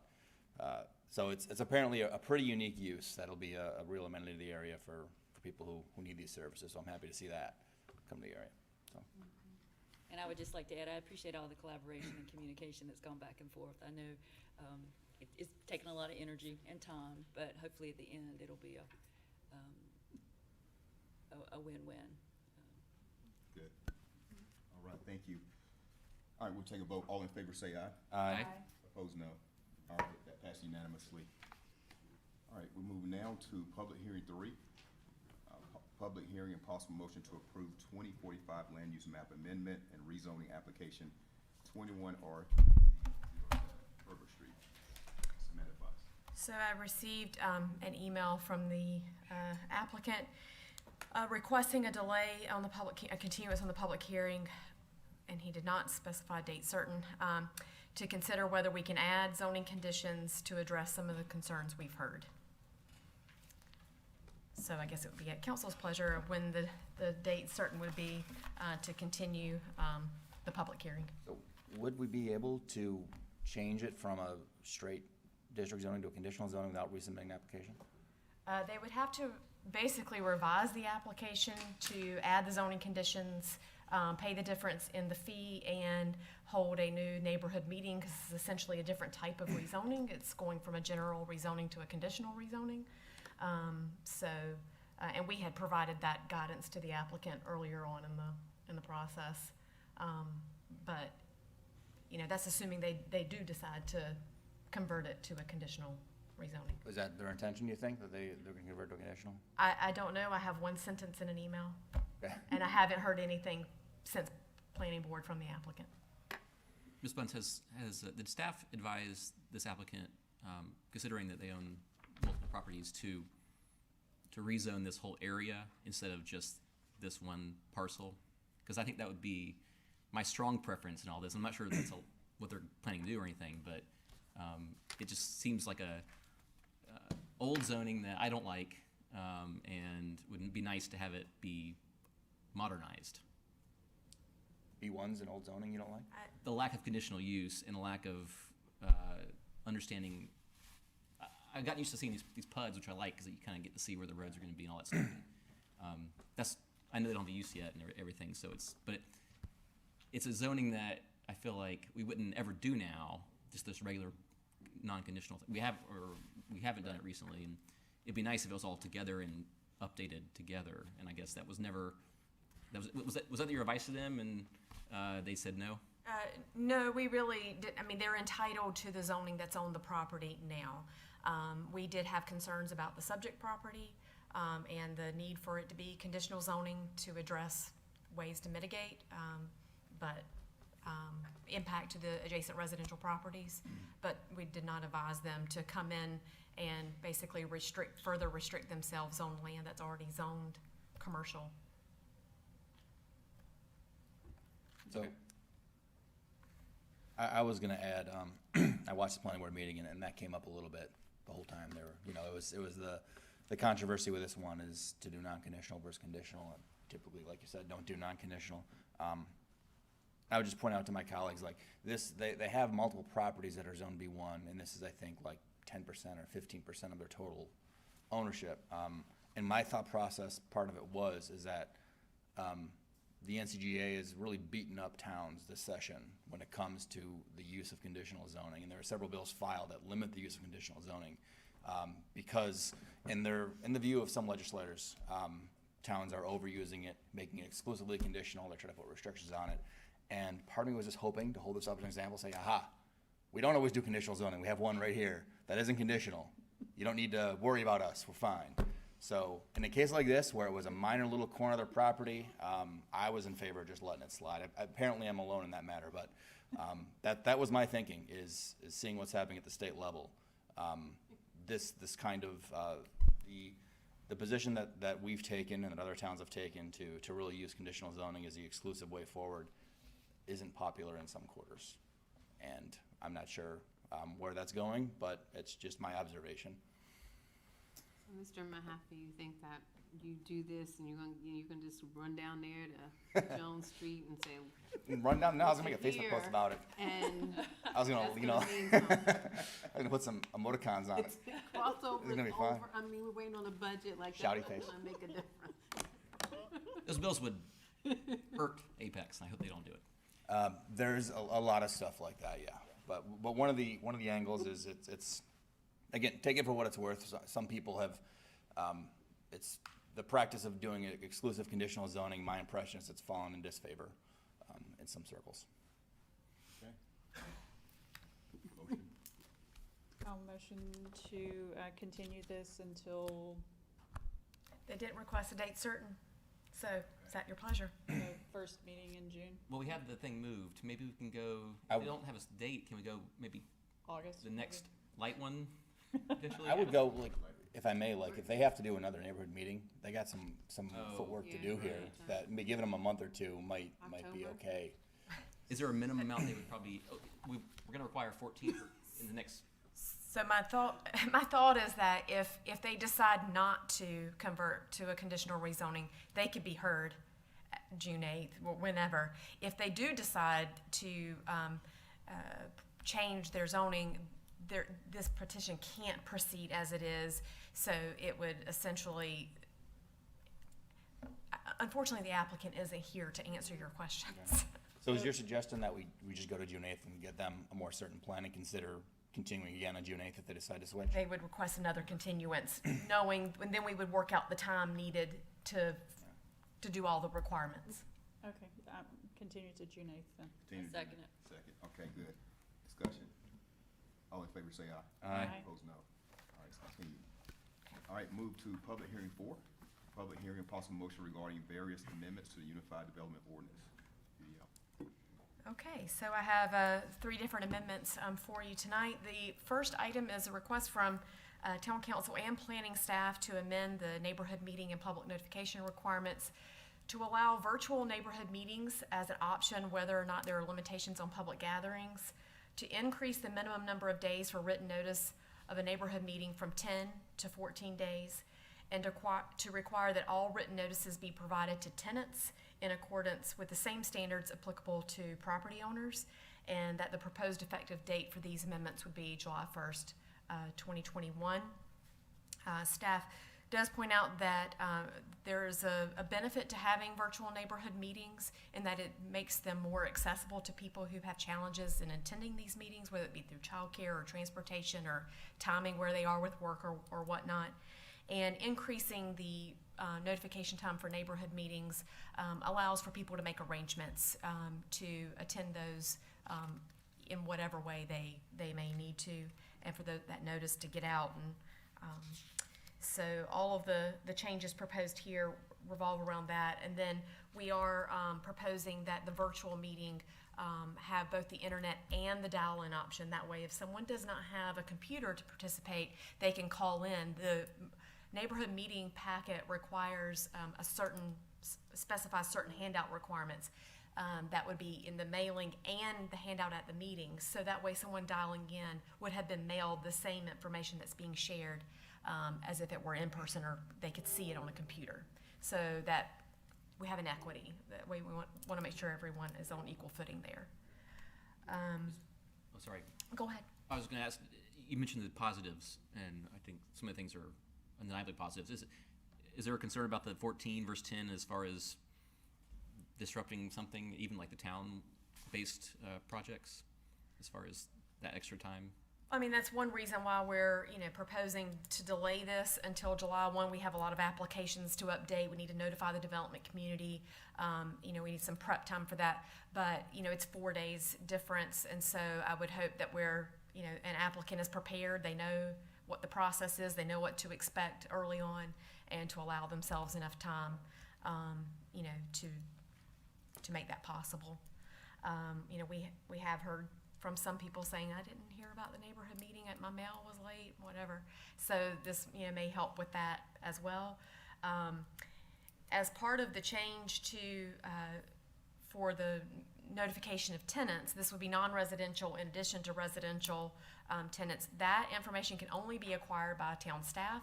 So since staff is already going to have to provide those addresses and information, we're proposing that staff provide the entire notification list to applicants. So there is a change here that the applicant requests the notification list from town staff to ensure we notice everyone that's required. And review any other changes. Updating the table just to reflect the change in neighborhood meeting time. And staff is recommending approval. Well, we have a couple more to get to. Any other questions on this amendment before we move on? I appreciate those changes. And I just hope that if there are folks who are using their computer or even their phone to access the internet, that if there was some tech issue, that there would be some grace and patience to sort of help people along to do that as well. Okay. The next amendment is requested by the Planning Committee of Town Council, and this is to the lighting section of our UDO to set a maximum color temperature of parking lot lights, or exterior lighting, excuse me. And so we're proposing that the correlated color temperature of lamps and exterior lighting shall not exceed 3,500 kelvins. Athletic field lighting shall be exempt from this requirement. And just for a reference point on what is 3,500 kelvins, what does that mean? So here's just some images showing what it looks like interior, but I found this helpful graphic kind of illustrating what this is like in a parking lot at night. So this cool white light is about the 4,500 to 5,000 Kelvin temperature, whereas you have a 3,500 Kelvin temperature on the left here. So you get away from the harsh bluish white light that we often hear complaints about to the more warmer color on the left. And this has been discussed in the Environmental Advisory Board as well. Assuming that's recommended by the EAB. A warmer color temperature is recommended by the EAB, and the technology has improved where it's becoming more prevalent to have the cost of the warmer lights is coming down, and so it's easier to achieve that 3,500 Kelvin. And this is commercial only, lighting plants, or does this apply to residential lots as well? This does not apply to lights within the streets within the right of way. This applies to private property. It does. Yes. So I got to go switch the lights in my house potentially. Well, single family plans are exempt from the standards of the UDO, so no, it would not apply to single family duplex. Do we have the authority to do that if we need to? We just haven't done it, or is it actually that there's a rule that we can't apply such standards to single family? I do not know the answer to that question, but our ordinance right now is not set up to apply these standards to individual single family houses, and yeah. So tell me who it does apply to. Help repeat that for me, please. So basically, it'd be anything that is any plan that's not exempt under the ordinance. So, single family duplex would be exempt, and there's a listing of a few other. Usually, it's expansions of existing facilities, additions of a few parking spaces, less than 10. But for the most part, any new commercial, non-residential development, multifamily development, the amenity centers in single-family neighborhoods and townhome developments, it would apply to that. It's going to apply at parks or any other use, just not on athletic fields.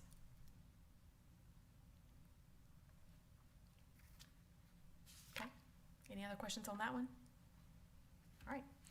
And finally, this one, and I should have updated the slide, this is requested by the planning staff, and we reviewed this with the Planning Committee of Town Council a couple of weeks ago. And the proposal here is to remove subsection 2218E, successive applications, which currently requires a 1-year waiting period to resubmit an application that is denied from the date of, and that's from the date of denial, unless the new application is materially different or the decision-making body determines that the prior disapproval was based on a material mistake of fact.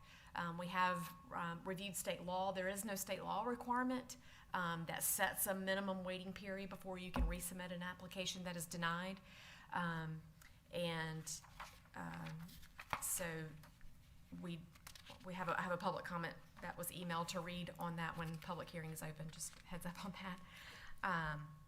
So staff is not concerned with this change. Any applicant is going to know why the decision-making body denied their application. They're going to make sure to take efforts to resolve those issues, and they will have to start over submitting a brand new application. That means going back to a new neighborhood meeting, new application, and going all the way through the process again. So it's not like they could just come right back to the next meeting with a few changes and get a vote. So they have to start the process completely over. That's good to hear. Could you estimate the time that might take? It depends on the application type. So by the time you go through the efforts of setting up your neighborhood meeting, an application, it could be anywhere from 3 to 5 months. It could be longer. It just depends on the applicant, really. But I would say at a bare minimum, 3 to 4 months. So I guess for me, I'd like to hear the catalyst for this. I don't know why 1 year was chosen originally and what it would be now. I'm just trying to figure this out. The 1 year waiting period has been in the ordinance for quite some time. It's not uncommon in some areas. Some places have 6 months, some have a year, some have none. Diane did provide me some comments because this came up at Planning Board too, and she was asked this question. And so just reading what she wanted to share, she said in the 22 years she's been in Apex, the only issues she has seen is with council members changing their minds after the vote and trying to use mechanisms like reconsidering votes to bring it back quickly. And there have also been struggles in the past with what constitutes a substantial change. It's up to the decision-making body to decide whether the proposal represents a substantial change or not, to not have to wait that 1 year. And we've not had applicants try to bombard us with successive applications. The applicants understand they need to make the changes in order to gain approval. It's a question of whether or not it's a substantive change. So it could be considered a subjective situation of how much do you have to change for it to be substantive. I hear from the planning committee. I'm still trying to figure this out here. I can speak to the discussions. So we didn't bring this up, that was from staff, but the appealing thing I thought of this proposal was that I recall, even when I've been on the council, maybe not the last year, but before that, there was some, like Diane mentioned, some weird continuances and reconsiderations, all that stuff. I think it was because we knew the 1 year was a pretty big hit to some people's developments. And so I didn't like that kind of reconsidering and continuing stuff when the stakes were so high. And I think this would lower the stakes from that situation that I disliked occurring. I concur. So what is the time? I mean, I'm just trying to figure this out. So I just don't know. I mean, I've been on here and for a long time and you know, looking at this policy, this procedure, and I'm trying to figure out so we remove the 1 year, then people can just continue to do. I just don't understand what we are doing here with this one. Is it going to be 6 months waiting period? I'm just trying to figure this out. I believe the proposal is to remove a period entirely, although the process would have to be restarted if it's a denial. So however long it would take them to get that thing through. So there'd be, you mentioned 3 months, I think, is kind of a fast track. It sounds like it also sounds like it's an automatic. It sounds like the person just needs to figure out what to do then to get an approval. That's sort of what the language I think that I've heard here. Like, so they just need to know they're trying to work to get an approval, but every project is not going to be necessarily approved. Right. Right. But it just what I'm hearing, it just sounds like just kind of trying to get it to an approval, and they're supposed to be getting it to possibly an approval, possibly a disapproval. So, I thought the year was a pretty big hammer when we were discussing things that I was like, well, if it's, I'm not like, sometimes I'm like, no, and it's like, yeah, but then don't come back, please. But sometimes it's like, no, and just make a little change here that we're talking about, and then come back in. But after a year, you know, economy could crash, or the person could, you know, move on, sell it to something else, we may see something better or worse. I don't know, but I just thought the hammer was too. I thought it was too harsh, personally. And if there's at least a reevaluation happening with, takes a few months to talk to neighbors again, I thought that was reasonable. That's what we discussed. Ms. Bunch, you had said, I don't know if you were comparing other municipal. Did you want to say something? No, I was saying thank you. No, thank you. When you were talking about the variety of options of time that you were presenting, was that just based on other municipalities? Just general knowledge. We didn't research other municipalities in the area specifically. I mean, I know other places that I've been has been less. And some places don't have necessarily I would assume so, because it's not a requirement of state law. It's just been our practice to be a year. At some point it was determined and it was set, and it's just been there since that time. And just to point out that it is 1 year from the date of disapproval, not from the date that they initially submit their application. So something else to keep in mind, perhaps. Yes, I would like to know what other places do. I just do, and I want to make sure that when we're changing things, that we're thinking about it for everyone, that we're not thinking about any particular projects, that it's really about something being across the board and it's equitable, and not about certain things, you know, that we're going to be more favorable to a non-residential versus a residential. And I just want to understand this better, and I'm just kind of not getting that information, what I'm asking for from my colleagues. I'm not sure what's happening here. I just think we need to try to make the best decisions when we're having people in front of us. I just don't understand what we're doing here on this one, so. I got a question for staff. I mean, I guess it's about frequency. I don't know how often you have this situation, but does it cause more of a workload? And because you have already scheduled projects coming before you, does it make things, when it come back faster now, does it create a workload issue for you? We're busy, but we're going to have them. I mean, it's very rare that an application is denied. Number one, and if there's a way that a revision can happen to get them over that hurdle, sometimes it's going to be clear. It's just not going to happen. And most developers know that. They're just going to cut their losses and walk away instead of investing more time and money, because it's a new application fee. It's, you know, they're hiring their professionals. It's an investment of their time, and whether the property owner is even willing to work with them to extend their contract to purchase if they don't own the property. So I don't know that it's necessarily concerned from a workload perspective. I think I understand what you're saying, Mayor Pro Tem. You just want to make sure that everything is treated across the board. Yes. Yeah, I understand. And I think we all agree if that's the case, I mean, we can move forward. So, are you okay with that? Is there something more you want, Mayor Across, Pro what do Tem. you mean across the board exactly? I want us to make changes that help everyone and not particular, projects that we think we like or that we don't, or that we don't. I just want whatever we do to really be about a holistic change that's equitable, that's for any project, and not because there's something in mind that we really want to do differently or something we really, really like. I just want to make sure that we do that. And when I sit here, I'm serious about what I'm saying and doing, regardless of things I like or, I have to think about that. And I just don't know if sometimes there are things that we're doing are about a particular project. And I want to make sure that's not what we're doing. That we're doing something because we would have done this 5 months ago. We thought about it because of another project, even if it's something we didn't like, because it's fair. That makes sense. I'm not sure which project you have you think about in this context. I think about the one on Morris Acres, and I'm like, if they came back in if they included both properties, I said this in the meeting, if they included the one north of them and the one that's there and accounted for the water, I would have been fine seeing that thing in 3 months. But I think we killed it. I'm not sure. It's been a year or more than a year. I'm not sure the status of that one. But that's the one I think about. I'm not sure. That's a little while ago. I'm not sure if you guys were on the council then. But that's the one I think about as I think we killed it. And I don't know.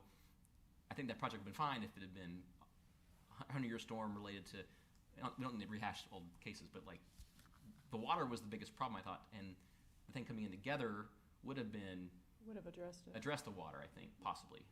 They had a water issue pre-existing, so it may have been hard, but that's what I think about. I'm not sure if that's what you're thinking about with I'm this. not thinking about that one because I was a no on that one, but I was a no on it too. altogether. Not about it was a holistic thing. I'm just saying that when there are people that have been suffering under this 1 year for a long time. So if we're changing this, I just want to make sure that what we're doing is that we're thinking about holistically, that whether it's a project that you personally like or don't like, that we understand that something's come back in 2 months and you're going to really be thinking about this. That this is not about helping something that a pet project or something we really want. That this is something that we're doing across the board, and we feel like that we're going to apply this equitably, and it doesn't matter whether we like a project or not, because there are other projects that perhaps would have been good. But why is it now this is coming up? Is it because of pressure from another project? That's my question. And I was trying to ask where this came from the planning committee, since I don't sit on that. Was there a particular catalyst? And I didn't get that answer. I don't know where it came from. We had other things that we brought up, which may come later, you'll see, but this was one I didn't know about till the meeting. Thank you. That's what I was trying to get. What was the catalyst? Did somebody bring it to you? If we're trying to do a particular project, Can you speak to the catalyst, Ms. Bunce? But I was not thinking about staff. I'm thinking about you all. No, it wasn't from us. It was initially staff. Staff mentioned it at the planning committee meeting, since we were meeting before this anyway, to see if there was support from the planning committee, or not. But, there's a lot of reasons why it makes sense to look at a change in the time, to either eliminate or maybe even reduce the time. We've seen this in past cases where there's kind of like this regret, or maybe we made the wrong decision. Can we come back? And it's happened. It doesn't happen every meeting, but when it happens, it's awkward and it's a struggle to get over that. And so this is a way to potentially, allow a project to make corrections that needed to have been made, and maybe there just wasn't the chance for the applicant to do that at the meeting before the vote was taken, and bring it back. So. I mean, the implication is that the applicant would do something different, would work to do something different to bring a better quality project, and it's still up to us whether we vote yes or no. Mm-hmm. It's not an automatic done deal that it's gonna get approved if it comes back. Right. Well, we've been here and have people could have taken a 5-minute break and talking to someone and come back and made changes, and they decided not to. So I don't know. I'm just trying to figure out where the catalyst was, and I thought it came from this body, that somebody that, I'm just trying to figure out where did it come from. Other things you may see later may have come from recent votes, but not this one. Okay. All right. Thank you so much. Thank you. Thank you for your points, ma'am. I do have a public hearing whenever. Okay, so I'll go ahead and open up public hearing. Okay, thank you. So this comment is from Mark Kumalander of 5013 Thriftwood Drive, and he is co-owner of Briarwood Farms and is opposed to this UDO amendment for 2218.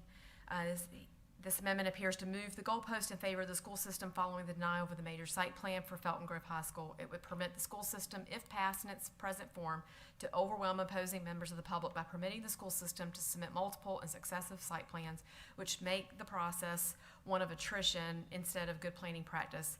Successive submittals generate numerous public notices, community meetings, and public hearings that simply overwhelm opponents, many of whom have hourly paying jobs and cannot leave work except at considerable economic hardship.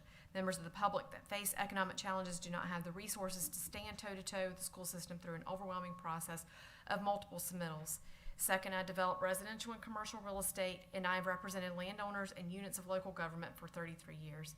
The waiting period has been in use in most municipalities in North Carolina for a long time and serves many useful purposes. The waiting period prevents multiple submittals and avoids placing the burden on the town to act upon them in accordance with mandamus laws and the general statutes. Numerous submittals simply overwhelm town staff, elected officials, and the public. The waiting period gives engineers, town staff, and elected officials the time and opportunity to examine the issues and apply proper planning principles and engineering to solve challenges presented by all site plans. And most importantly, it gives the town staff, the public, and the applicant a cooling off period to examine such issues and explore resolutions. Third, a substantive change in a UDO rule on the heels of a controversial or difficult site plan decision, such as the denial of the major site plan, are generally viewed by the public as non-transparent method of providing favorable rules to one party over another. Transparency is the intent and design of our sunshine laws, and this amendment runs counter to that intent. Fourth, please discuss with your town attorney the implications of pending legislation being pursued by school systems. It exempts schools from municipal planning authority. This legislation amounts to an unfunded mandate by the General Assembly because it will indirectly impose upon cities the burden of finding solutions to the challenges created by public and private schools, such as traffic impacts, public safety issues. I encourage you to reach out to your local legislative delegation and oppose this proposed legislation. Thank you. And we have no one signed up to speak in person, so we'll close public hearing. And I did not state earlier that the planning board did recommend approval of the amendments. Thank you. All right, it's back to council for discussion and lead to a possible motion. I'll make a motion to approve. I feel like, you know, having someone submit a rezoning and successive rezonings when they don't change something substantially makes no financial sense for them to do that. So I don't have a problem with this. I feel like if it's something that we are absolutely 100% against, just like Mayor Pro Tem you did earlier, you're like, I'm against this zoning that's coming to us. You know, that's something we need to make clear, that we're not okay with whatever use they're bringing for us or whatever rezoning. So that onus is on us to be very clear about not just turning something down and not letting them know what we're thinking. I will agree with these amendments to the UDO. Okay, thank you. We have a motion. Second. Second. Any other discussion?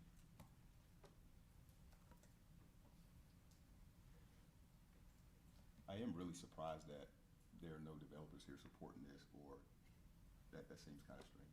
Maybe just don't know about it. You would think they would be in here in favor of it, but just wanted to throw that out as a discussion point. Anyway, so y'all ready to vote? All in favor say aye. Aye. Opposed, no.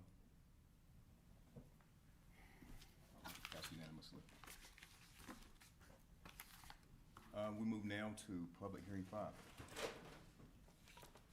You want to take a break? No, I'm sorry.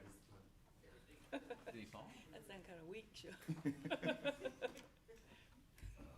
All right. That's what I thought it was going to be, yeah. So we could probably, usually we take a break, we probably power through to Yeah, we'll take one after this. That would be, I think, a perfect time. We just got the one new business. It's on you, Sean. All right, we can, Mr. Perkins. we can do this pretty quickly, so. No pressure. All right. So, good evening, Mayor, members of Town Council, I'm sorry. All right. Past habits, I'm sorry. Sometimes they come out. This public hearing for you tonight is in accordance with the Budget and Fiscal Control Act of General Statute 15911, as well as for our economic development, which is 158.7.1, required economic development budget public hearing. So you've received, we've had the workshop. It's been a long budget process. We've gone since basically October, really, September, October. 2 weeks ago, we posted the recommended budget just pretty much in its totality. So it's been out there for public comment, and we've had workshops, and you've had that document as well. I do want to note as we start, surprisingly, we thought we might receive more comment, and there has not been much. We've been monitoring that. So real quick, to get into the presentation of it, for the public hearing, annual budget overview, as you can see, we're looking at a total budget of a little over $162 million. That's all funds combined, the three major funds and our minor funds, and you can see the breakdown there. That is a 2.2% decrease from fiscal year 21. That's the amended fiscal year 21 budget as of April 1st. The project funds are $11.6 million. Obviously, some of that comes from what you see in the operation transfers over. That does not include the proposed bond referendum that would happen in November. So that does not take place. We do not set that budget until that referendum is either approved or denied. So that would come in later. But you can see even there the breakdown for the capital projects overall. And then general fund, a little over $79 million on the general fund budget, down just slightly from about $81 million in the amended budget. This does include a tax rate of 39 cents. That is a one penny increase over last year. That is tied to, if you recall, that's tied to the bond. It's not the 1.5 because there's actually a half cent decrease offset by the stormwater fee proposal that council has. Real quick note on that, there will be a public hearing on that at your next meeting that's required. So you can see the breakdown of the projects, our debt service, the personnel. There is a proposed increase in the solid waste and recycling fees, a total of 31 cents per month for both combined. And then the vehicle tag fee remains at $30. Personnel, you see the difference, or the different departments there. I'd like to point out within the planning, that's the housing program manager, as well as another housing support. Within just that aligns obviously with what council's wanting to do in your strategic plan. Let's see, and then electric fund for almost 46 million. This is up 3%. You see the projects, debt service is very low in here. 3 new personnel positions. This is mainly there's a forester and an electrical engineer position within that. No rate change recommended this month. We are continuing a study on the electric rates. It was a lot more to it, took a little bit longer getting through, but even our preliminary did not recommend any rate changes at this point. We're not seeing any rate increase from our electricities for our purchase from there, so we're okay leaving it at this point, and we'll see what the breakdown is moving into next year and bring that back to you. So you think by next year there will be a complete study? Yes, absolutely. Make recommendations? Absolutely. It'll be well before that next time. Okay. It's just, yeah. And then on water and sewer, almost 24 million. This is down almost 7%. That's mainly because of the capital adjustments. The capital fluctuates a lot more in water sewer depending on what projects we have going on. And you can see no new personnel here. The rate changes here, no rate changes in water. We are recommending a 1.5% increase in sewer, and that's based off our new model that we went through versus the old one that had 4.5%. We feel like we've balanced a few more things more appropriately, as well as take just other considerations to account. So 1.5 we were comfortable with. And then what you do not see on here is the stormwater fee that would go into a utility that we would combine with the water fund as a whole. That average was is proposed about $5. It ranges from, there's some that'll be exempt to $1.50 to $5, $7, $10. It's a tiered structure, if you recall. But again, you'll have a public hearing on that at the next meeting. that's the budget in a nutshell on the three major funds. Three things I would like to point out, and then I open any questions you may have, and I believe there's at least one speaker tonight. The changes that you did not see from a workshop, or that you did see, sorry, that were not included at the workshop to what are here now, is the addition of the Tunstall House, the first phase of that, $400,000 that does come from fund balance. We're recommending about a little over 1.5 million in fund balance use, 400,000 for Tunstall House, 500,000 downtown and alleys, and then the remainders for a new fire engine. So I just want to point out that was response to what council had asked for at the last workshop, and that is in there.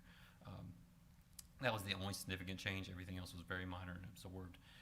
Two things that we do, or actually three things that we are likely to maybe adjust between now and the formal adoption of the next one I want to make you aware of. One, I sent a memo out to you last week. We're working through some changes that are coming with our yard waste, and it's just it's a process thing that we have to figure out based on who holds the waste for us and what the charge is going to be. I'm bringing this up. We do not want to and do not expect to have that impact the fee at this point. Recommendation from staff and our comfort level is we are too late in this process to change a fee like that, and we feel that the cost is manageable. At least at this point, we can absorb it. Next year, we'll go to the finance committee, we'll come to council as a whole, and we can evaluate the fee again at that point. But for now, we want to move forward with absorbing whatever changes we can. I will say that Marty and Jose and their team we're looking at multiple options and trying to get this the best option that we can, and hopefully a long-term option too. That's the first one. The next two are both changes you'll see in the fee schedule. One is actually a strike-through and elimination of a fee. Per new general statutes coming out, we can't charge a fee for land use map amendments, so that will be struck through. So you'll see that. And then the other one is actually an additional fee of $149, and this pertains to electrical boxes. That's the big green boxes you see out there. And this only applies to new development. We have developers that actually, the boxes are installed and then they destroy the boxes for whatever reason. It just happens from time to time. We've been absorbing that cost, but it's about time that if they destroy it, they probably should replace it. It's a $149 fee is all we're asking, and that covers our labor in part. So it's not a large fee, and if they don't destroy it, they'll pay it anyway. So You're saying developers destroy it or the homeowners destroy it? developers just destroy it. So like we're talking about in developments that are still under construction, not the one, things happen in other, existing homes, but when they're under construction, the lines have been installed, the boxes are there, and then they're still hauling in materials or they're still doing stuff in the work, and then they do it. We've already paid for it once, it's already been there. They need to put it back.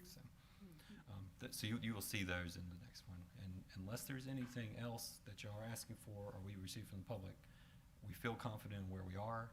We have the recommended budget before you, and if you want the workshop next Tuesday that's on this calendar, we can. If not, and you're happy with things, then we'll go for there. But if there's someone to speak, maybe you want to wait till after they speak, and then you can make that decision on that as well.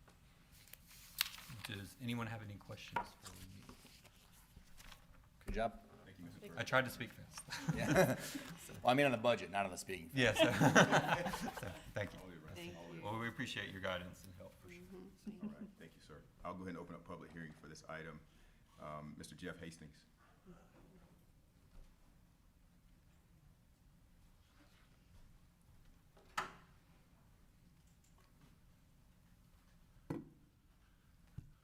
Thank you, Mayor. Thank you, Town Council. Jeff Hastings, 3609 Friendship Road, Apex, North Carolina.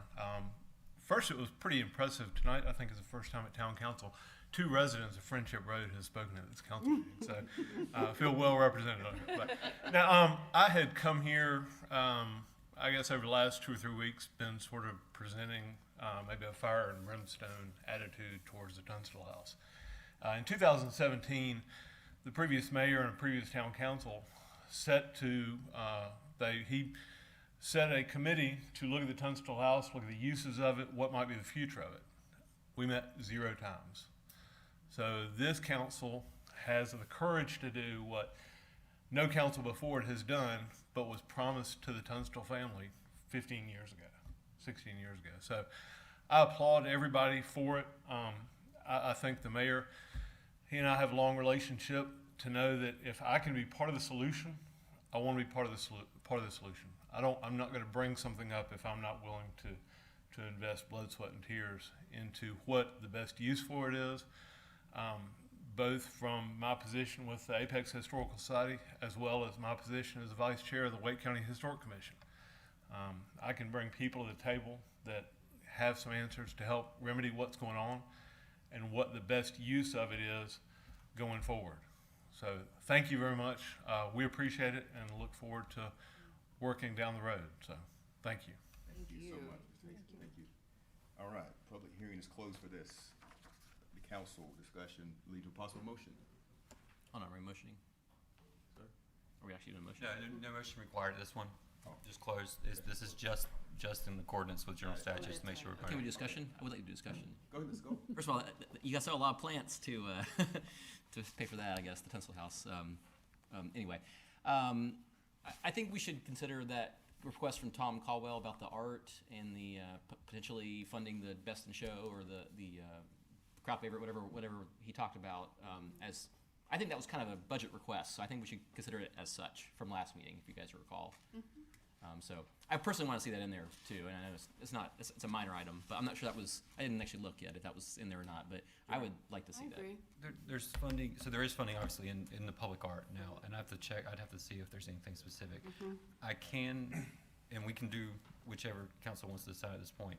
What I can recommend, if council wants to move forward with what we have without changing, knowing that the voting, if you will, and the show itself are not over until next March, that you have time to make amendments to the budget as we go into it.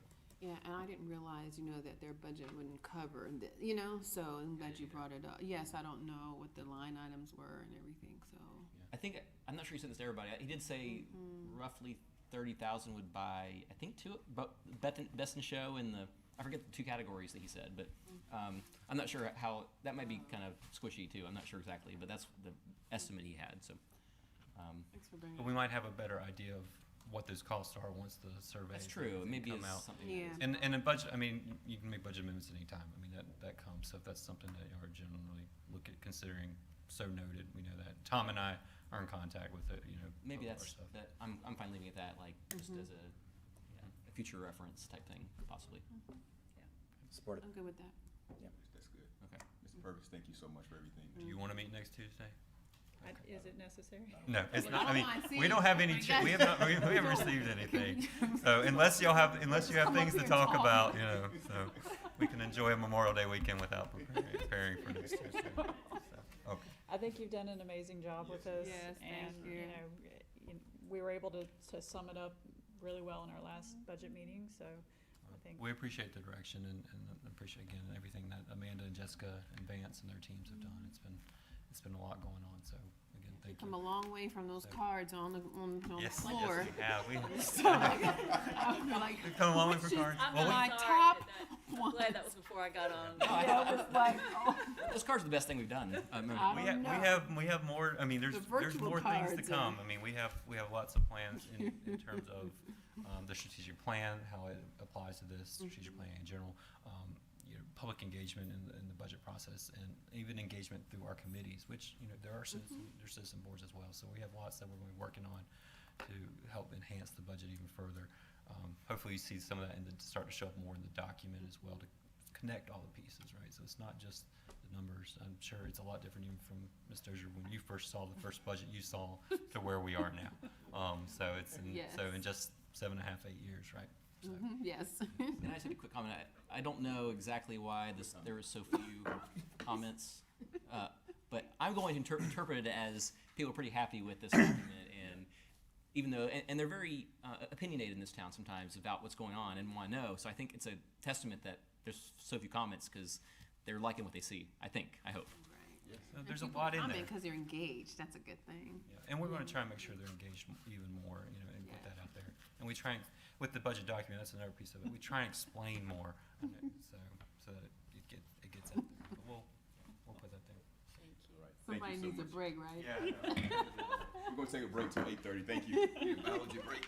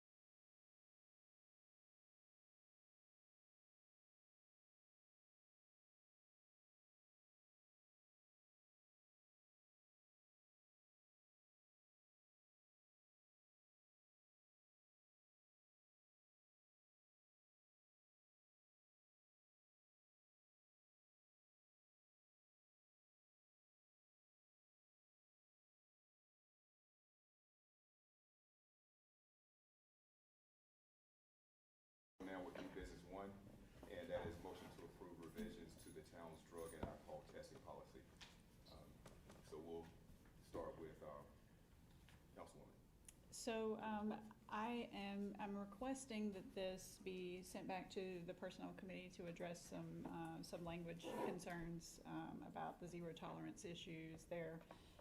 Maybe possibly, adding things like, what possible disciplinary actions could take place if someone was to test positive for drugs.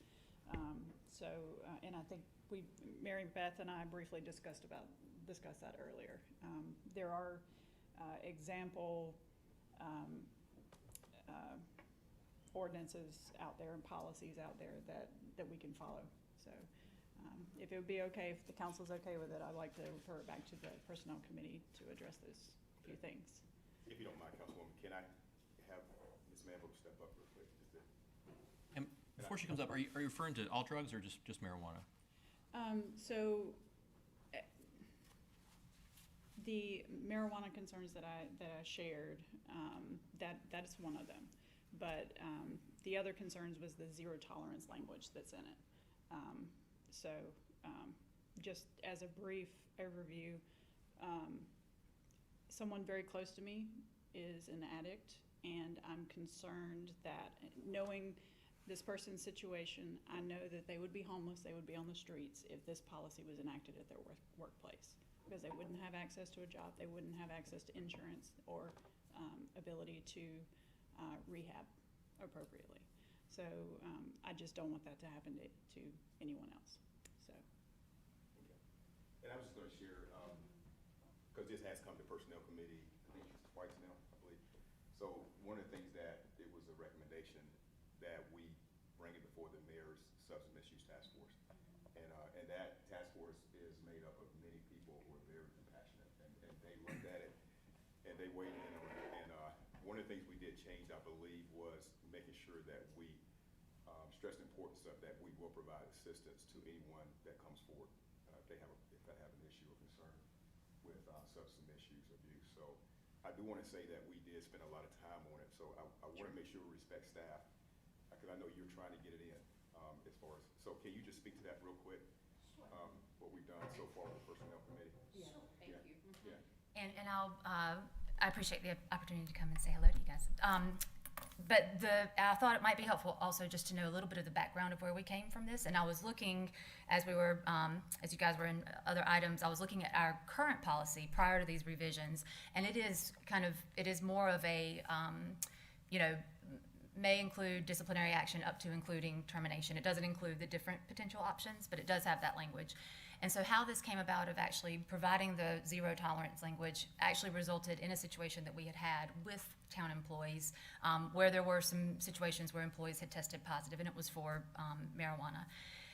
The decision at that point, there was actually, there was a good number actually that were impacted this one. It was a random drug test, and what we think we figured out afterwards, after some other employees were talking with us, is they had actually figured out when the random tests were gonna come, but we, by accident, actually switched it up one time, and so we had 3 out of one whole situation where we had to look at what are we going to do with these situations. And in that moment, there were a few that their supervisors were saying, hey, let's give them another chance, and there's reasons for that. But then another was saying, no, this is it, all in safety sensitive positions. And so we dealt with that situation, and afterwards we did say, and I remember talking with legal, and this is when Drew was here as well, let's, when emotions aren't high, let's think through what do we want to do as far as what we want to say for our employees and things like that. And I said, if we're going to, try to determine when we are going to apply the policy and when we're not, then let's try to figure out some guidelines that we can have in place to make sure we are being fair to everyone and not using the policy as an example to make it easy to get rid of someone or not. And what originated from that particular incident is we actually got feedback from the employees because they do talk, and so they figured things out, and they did give feedback that they actually were upset that we were considering keeping some employees because they felt that those are their coworkers, that they're out there on the heavy machinery or driving in the bigger vans and things like that, that they felt like we should have taken a stronger stance. And obviously we can't speak to all of that, but there were some from that discussion, we did then talk with the Employee Relations Council. And for those who may not know, some of our newer members, we have an Employee Relations Council made up of representatives of the departments, and they actually come in and help us to decide what benefits we may want to look at. They help advise on policies and things like that.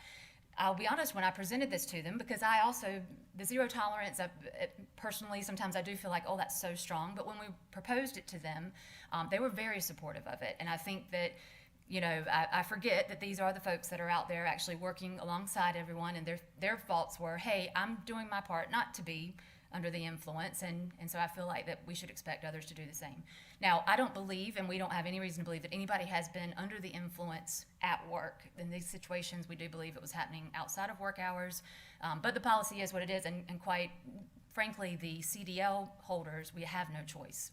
We talked about that even, about we were under the federal guidelines for that, and so federally it's still illegal. So all of that being said, I was sharing with Councilmember Killingsworth that I would be remiss if I did not share that the employees did support this, the Employee Relations Council, and then our directors did as well when we spoke with them.